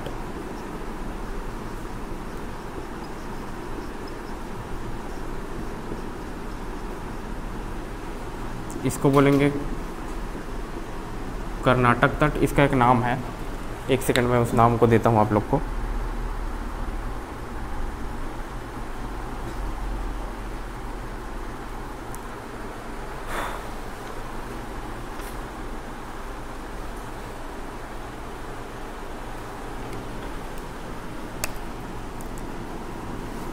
कर्नाटक कोस्ट ही लिखो यहाँ। सपोज़ यहाँ गोवा में एक रिवर है और यहाँ हमारा मैंगलोर रिफाइनरी है, कोस्टल पोर्ट है दोनों, ठीक है। यहाँ से यहाँ के बीच कर्नाटक कोस्ट। अब ये जो रीजन है हमारा कहाँ तक चलेगा, गुजरात के कोस्ट तक चलेगा, इसको बोलते हैं कोंकण।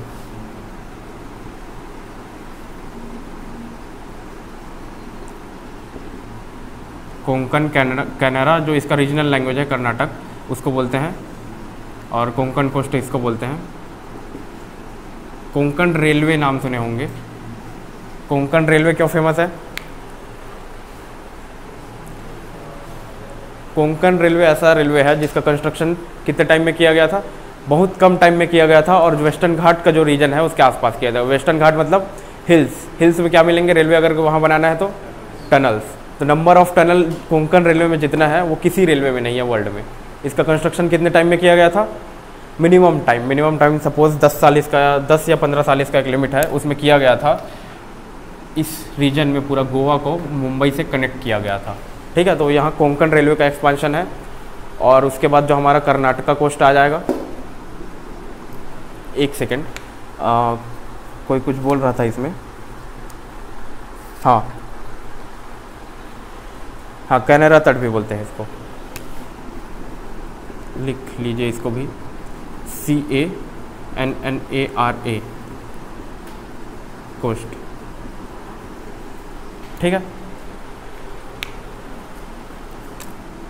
इधर कितने कोस्ट हुए? 3। इधर कितने हुए? 2 हुए। टोटल कितने हैं? 5। जनरली ये कोरोमंडल पूछा जा चुका है, मालाबार पूछा जा चुका है। ठीक है, अब उत्कल के ही 2 कैटेगरी, 2 और है। इधर जो इधर का रीजन है महानदी वाला, महानदी और चिल्का लेक वाला रीजन, उसको बोलते हैं सरकार कोस्ट। ठीक है, नदन सरकार वाला जब पढ़ेंगे तो इसको बोलते हैं सरकार। और इधर जो हमारा कृष्णा रिवर के आसपास को बोलते हैं रायलसीमा कोस्ट। अभी पढ़े हैं रायलसीमा वाला रीजन समझ आ रहा है। उत्कल कोस्ट का ही 2 पार्ट है, इसको हम क्या बोल देंगे? नदन सरकार। कंप्लीट अगर इसको लिखते हैं नदन सरकार, और नीचे वाले को क्या बोलते हैं? रायलसीमा। ठीक है, ऐसे ही इसको बोलते हैं यहाँ आंध्रा कोस्ट, यहाँ इसको बोलते हैं तमिलनाडु कोस्ट। कोरोमंडल कोस्ट का भी सब कैटेगरी अगर लेना चाहे तो ले सकते हैं। ठीक है, लेकिन सब कैटेगरी में अभी जाने का जरूरत नहीं है। सब कैटेगरी अगर पूछा जाता है तो सिर्फ उत्कल का ही पूछ सकता है, कोरोमंडल में नहीं पूछेगा। ठीक है, 5 कोस्ट जो मेजर हो गए। अब उसके बाद जो है हमारा इसका 2 कहीं एरो लगा के लिख लो, उत्कल के आसपास ही।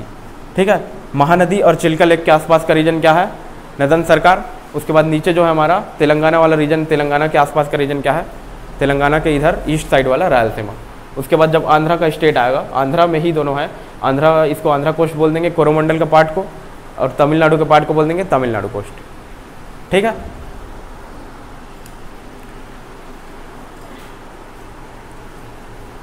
नोट कर लिए इसको।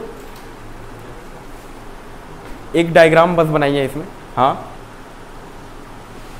ये गुजरात प्लेन में आएगा। ये जब गुजरात का प्लेन अभी डिस्कस करेंगे इसके जस्ट बाद, तब उसको पढ़ेंगे।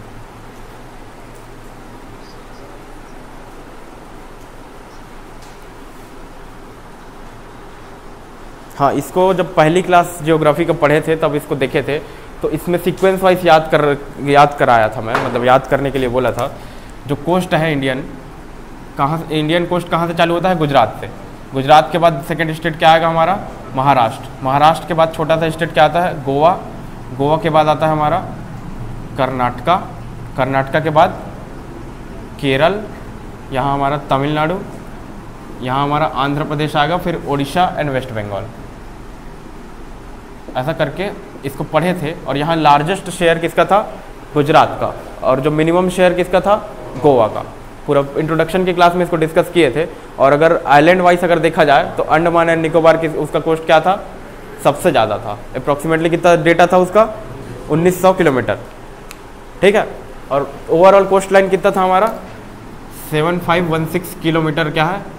इंडिया का ओवरऑल कोस्ट लाइन है। ठीक है, अब ओवरऑल कोस्ट लाइन में से 1900 लगभग 2100 जो है आइलैंड का कोस्ट लाइन है, और लगभग 5800 जो 6000 के आसपास क्या है? हमारा मेन लैंड का कोस्ट लाइन है। तो मेन लैंड में से सबसे ज़्यादा गुजरात का है और सबसे कम गोवा का है। ठीक है, और ओवरऑल अगर देखा जाए आइलैंड प्लस मेन लैंड, तो अंडमान का कोस्ट लाइन क्या था? ज़्यादा था। ये सब पहली इंट्रोडक्शन की क्लास में सब डिस्कस कर चुके थे। ठीक है, अगर किसी को इसमें कोई डाउट रहता तो मेरे को अलग से पूछ सकता है। ये कोस्ट लाइन को अभी नोट कर लीजिए। अब प्लेन इसके बाद जो है चालू करते हैं, कोस्टल प्लेन्स।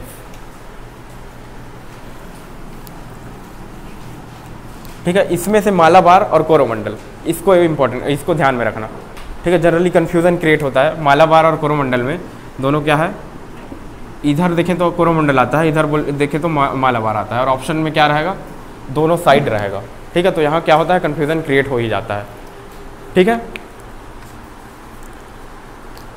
तो अब प्लेन्स एक साइड का डिस्कस कर लेते हैं, क्या क्या पढ़ना है इसमें, ठीक है। उसके बाद शायद अगली क्लास आप लोग की कितने टाइम से है, 45 से है, ठीक है। 10 मिनट है अभी, 10 मिनट इसको डिस्कस करते हैं।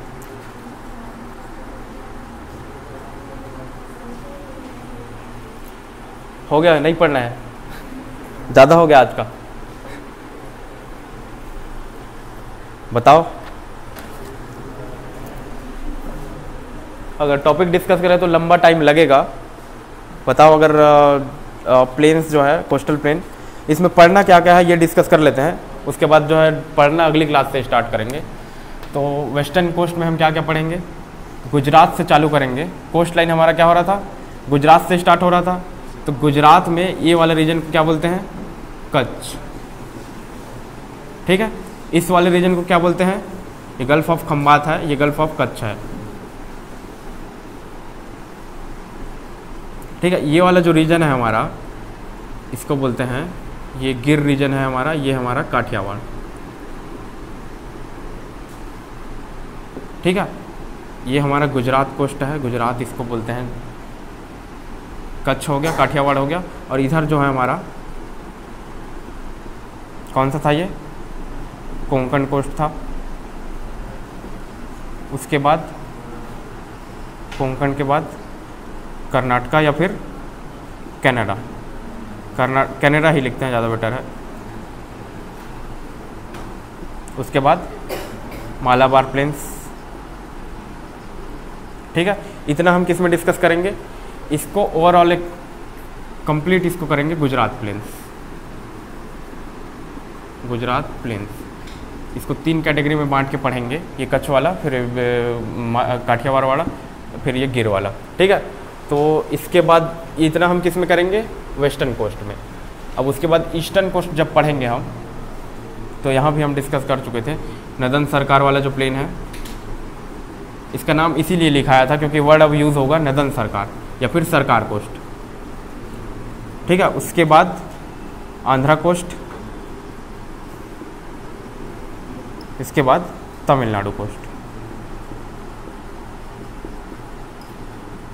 और इसको अगर शॉर्ट में और करना है तो आंध्रा और तमिलनाडु को मर्ज करके कौन सा नाम दिए थे हम, कोरोमंडल। तो डायरेक्ट कोरोमंडल भी पढ़ सकते हैं। दोनों में बेसिक डिफरेंस क्या रहेगा, बेसिक डिफरेंस विड्थ का, और यहाँ जो कल्टीवेशन है, कल्टीवेशन भी सेम रहेगा। यहाँ बेसिक डिफरेंस क्या होगा, यहाँ होगा, यहाँ रॉक का जो स्ट्रक्चर है धीरे धीरे चेंज होता है। रॉक का स्ट्रक्चर मतलब यहाँ जो डिपोजिशन है, नीचे आते आते वो डिपोजिशन चेंज हो जाता है, और यहाँ हमारा थोरियम का डिपॉजिट मिलता है मालाबार प्लेन्स में। तो इसको पढ़ेंगे जब को डिस्कस करेंगे मालाबार प्लेन्स तब। तो तब आंध्रा तमिलनाडु को कंप्लीट अगर पढ़ें तो बोलेंगे कोरोमंडल, ठीक है। नदन सरकार, इसी को बोलते हैं उत्कल, ठीक है। तो इतना पढ़ना है हमको कोस्ट में, ठीक है। अब कोस्ट के बाद हम पढ़ेंगे आइलैंड्स, उसके बाद ये हमारा फिजिकल डिवीजन वाला पार्ट जो है ख़त्म हो जाएगा। आइलैंड में क्या क्या पढ़ेंगे, पहला तो पढ़ेंगे अंडमान एंड निकोबार, ठीक है। अब सेकंड क्या पढ़ेंगे, लक्षद्वीप, 2 मेजर आइलैंड पढ़ेंगे। उसके बाद हम क्या पढ़ेंगे, रिवर आइलैंड कुछ पढ़ेंगे, कुछ यहाँ भी आइलैंड है। कोको आइलैंड हो गया हमारा, एक रिवर आइलैंड यहाँ हो गया, शिव समुद्रम आइलैंड कर्नाटका में है, इधर माजुली आइलैंड माजुली आइलैंड तो पढ़ चुके हैं आसाम में। उसके बाद इधर नर्मदा में भी कुछ आइलैंड है, ये सब। तो इतना पार्ट अभी बचा है, फिर क्या हो जाएगा हमारा, कंप्लीट हो जाएगा फिजिकल डिवीज़न, ठीक है। तो अगली क्लास में फिजिकल डिवीज़न को हम पूरा कंप्लीट कर लेंगे।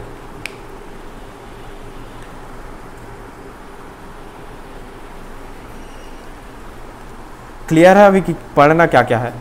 अब इसके बाद फिजिकल डिवीज़न जैसे कंप्लीट होता है, रिवर्स पे जाएंगे, लगभग रिवर डैम वगैरह सब एक साथ पढ़ेंगे, 2 से 3 क्लास होगा उसका। उसके बाद जो है मिनरल्स और इंडस्ट्री पे मूव करेंगे, फिर चालू करेंगे एग्रीकल्चर। ठीक है।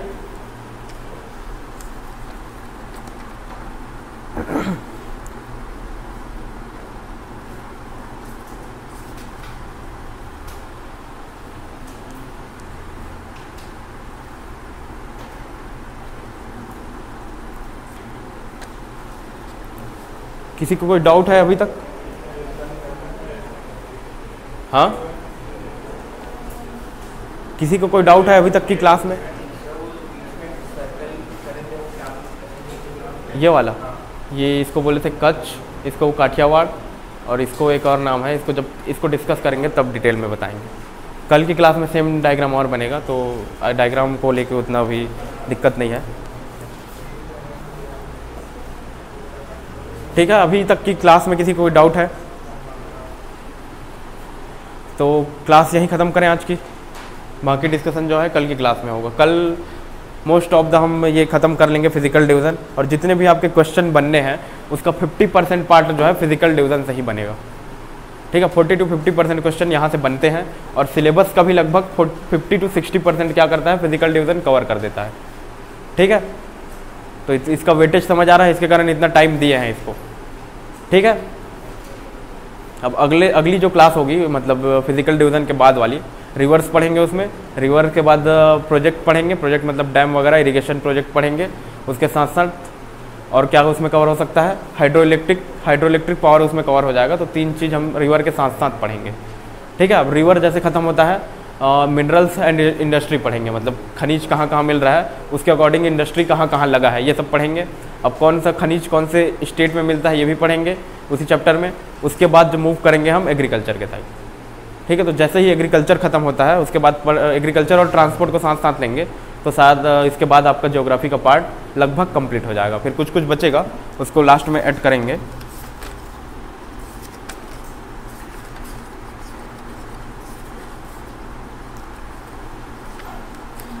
ठीक है।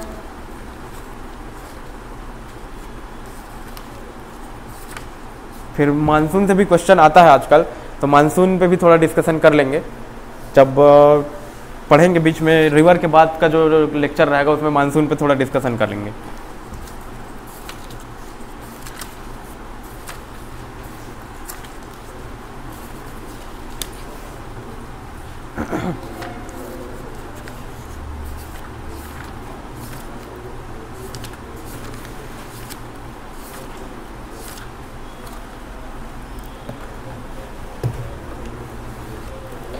ठीक है। यहाँ तक की क्लास क्लियर है? किसी को कोई डाउट पहली क्लास से लेके अब तक की क्लास में? कोई डाउट नहीं है या फिर पढ़े ही नहीं है? क्वेश्चन आप लोग करते रहिए अपने एंड से। क्वेश्चन करना बहुत इंपॉर्टेंट है। क्वेश्चन से ही क्या है, क्वेश्चन अगर गलत हो रहा है, अगर गलत होना है तो अभी होगा, बाद में अगर वैसा पैटर्न का अगर क्वेश्चन आ रहा है तो एग्जाम में जब जाएंगे तो तब गलत नहीं होगा। इसका फ़ायदा यही है। क्वेश्चन जितना करेंगे आपका कॉन्फिडेंस उतना ही बढ़ते जाएगा। उसके बाद एग्जाम में कोई आपको टेंशन ही नहीं रहेगा। आपको लगेगा कि ये क्वेश्चन मैं कई बार कर चुका हूँ, ऐसे पैटर्न का क्वेश्चन। तो उससे आपका मतलब जितना भी क्वेश्चन अगर मिस होता है, क्वेश्चन में एग्जाम में जो कॉन्फिडेंस कम कहाँ होता है, क्वेश्चन अगर मिस होता है तब। क्वेश्चन अगर मिस हो रहा है, लगातार आपसे प्रैक्टिस कर रहे हैं, तो सपोज 10 क्वेश्चन मिस हो गया, तो 10 क्वेश्चन अगर एग्जाम में अभी अगर मिस होता है तो अब अगला 10 जो आपको पता है वो भी आपसे मिस होगा। ठीक है। तो 10 अगर मिस होता है तो आपको ये कॉन्फिडेंस रहना चाहिए कि 11वां आपसे सही बनेगा। ठीक है। 10 की जगह 20 भी हो सकता है। 20 लगातार अगर आपका गलत हो रहा है तो 20 जरूरी नहीं कि आपसे 20 मिस हो रहा है तो आगे वाला जो है उससे भी 20 मिस हुआ होगा, उससे हो सकता है आपसे ज़्यादा मिस हुआ होगा। तो ऐसा पॉजिटिव थिंकिंग लेके चलना है। उसके बाद जो कॉन्फिडेंस जो है अपना हाई रखना ही है, तभी क्या है क्वेश्चन आपका सही होगा। ठीक है। नहीं तो कॉन्फिडेंस जैसे ही डाउन होता है एग्जाम में, जो आपको पता है वो भी गलत होना चालू हो जाता है। समझ रहे हैं? इस एग्ज़ाम का जो एटमॉस्फेयर है, सर्कल करना है, सर्कल कहीं और करना है। आप सर्कल कहीं किसी और क्वेश्चन के आंसर में आप सर्कल करके आओगे, ऐसा होता है। पर्सनल एक्सपीरियंस से बता रहा हूँ मैं। तो जितना आपका प्रैक्टिस करेंगे ये सब जो इशू है आपका दूर होते जाएगा। ठीक है। और कोई डाउट होगा तो डिस्कस कर सकते हो मेरे से बाद में। अभी आज की क्लास को ख़त्म करते हैं। Thank you.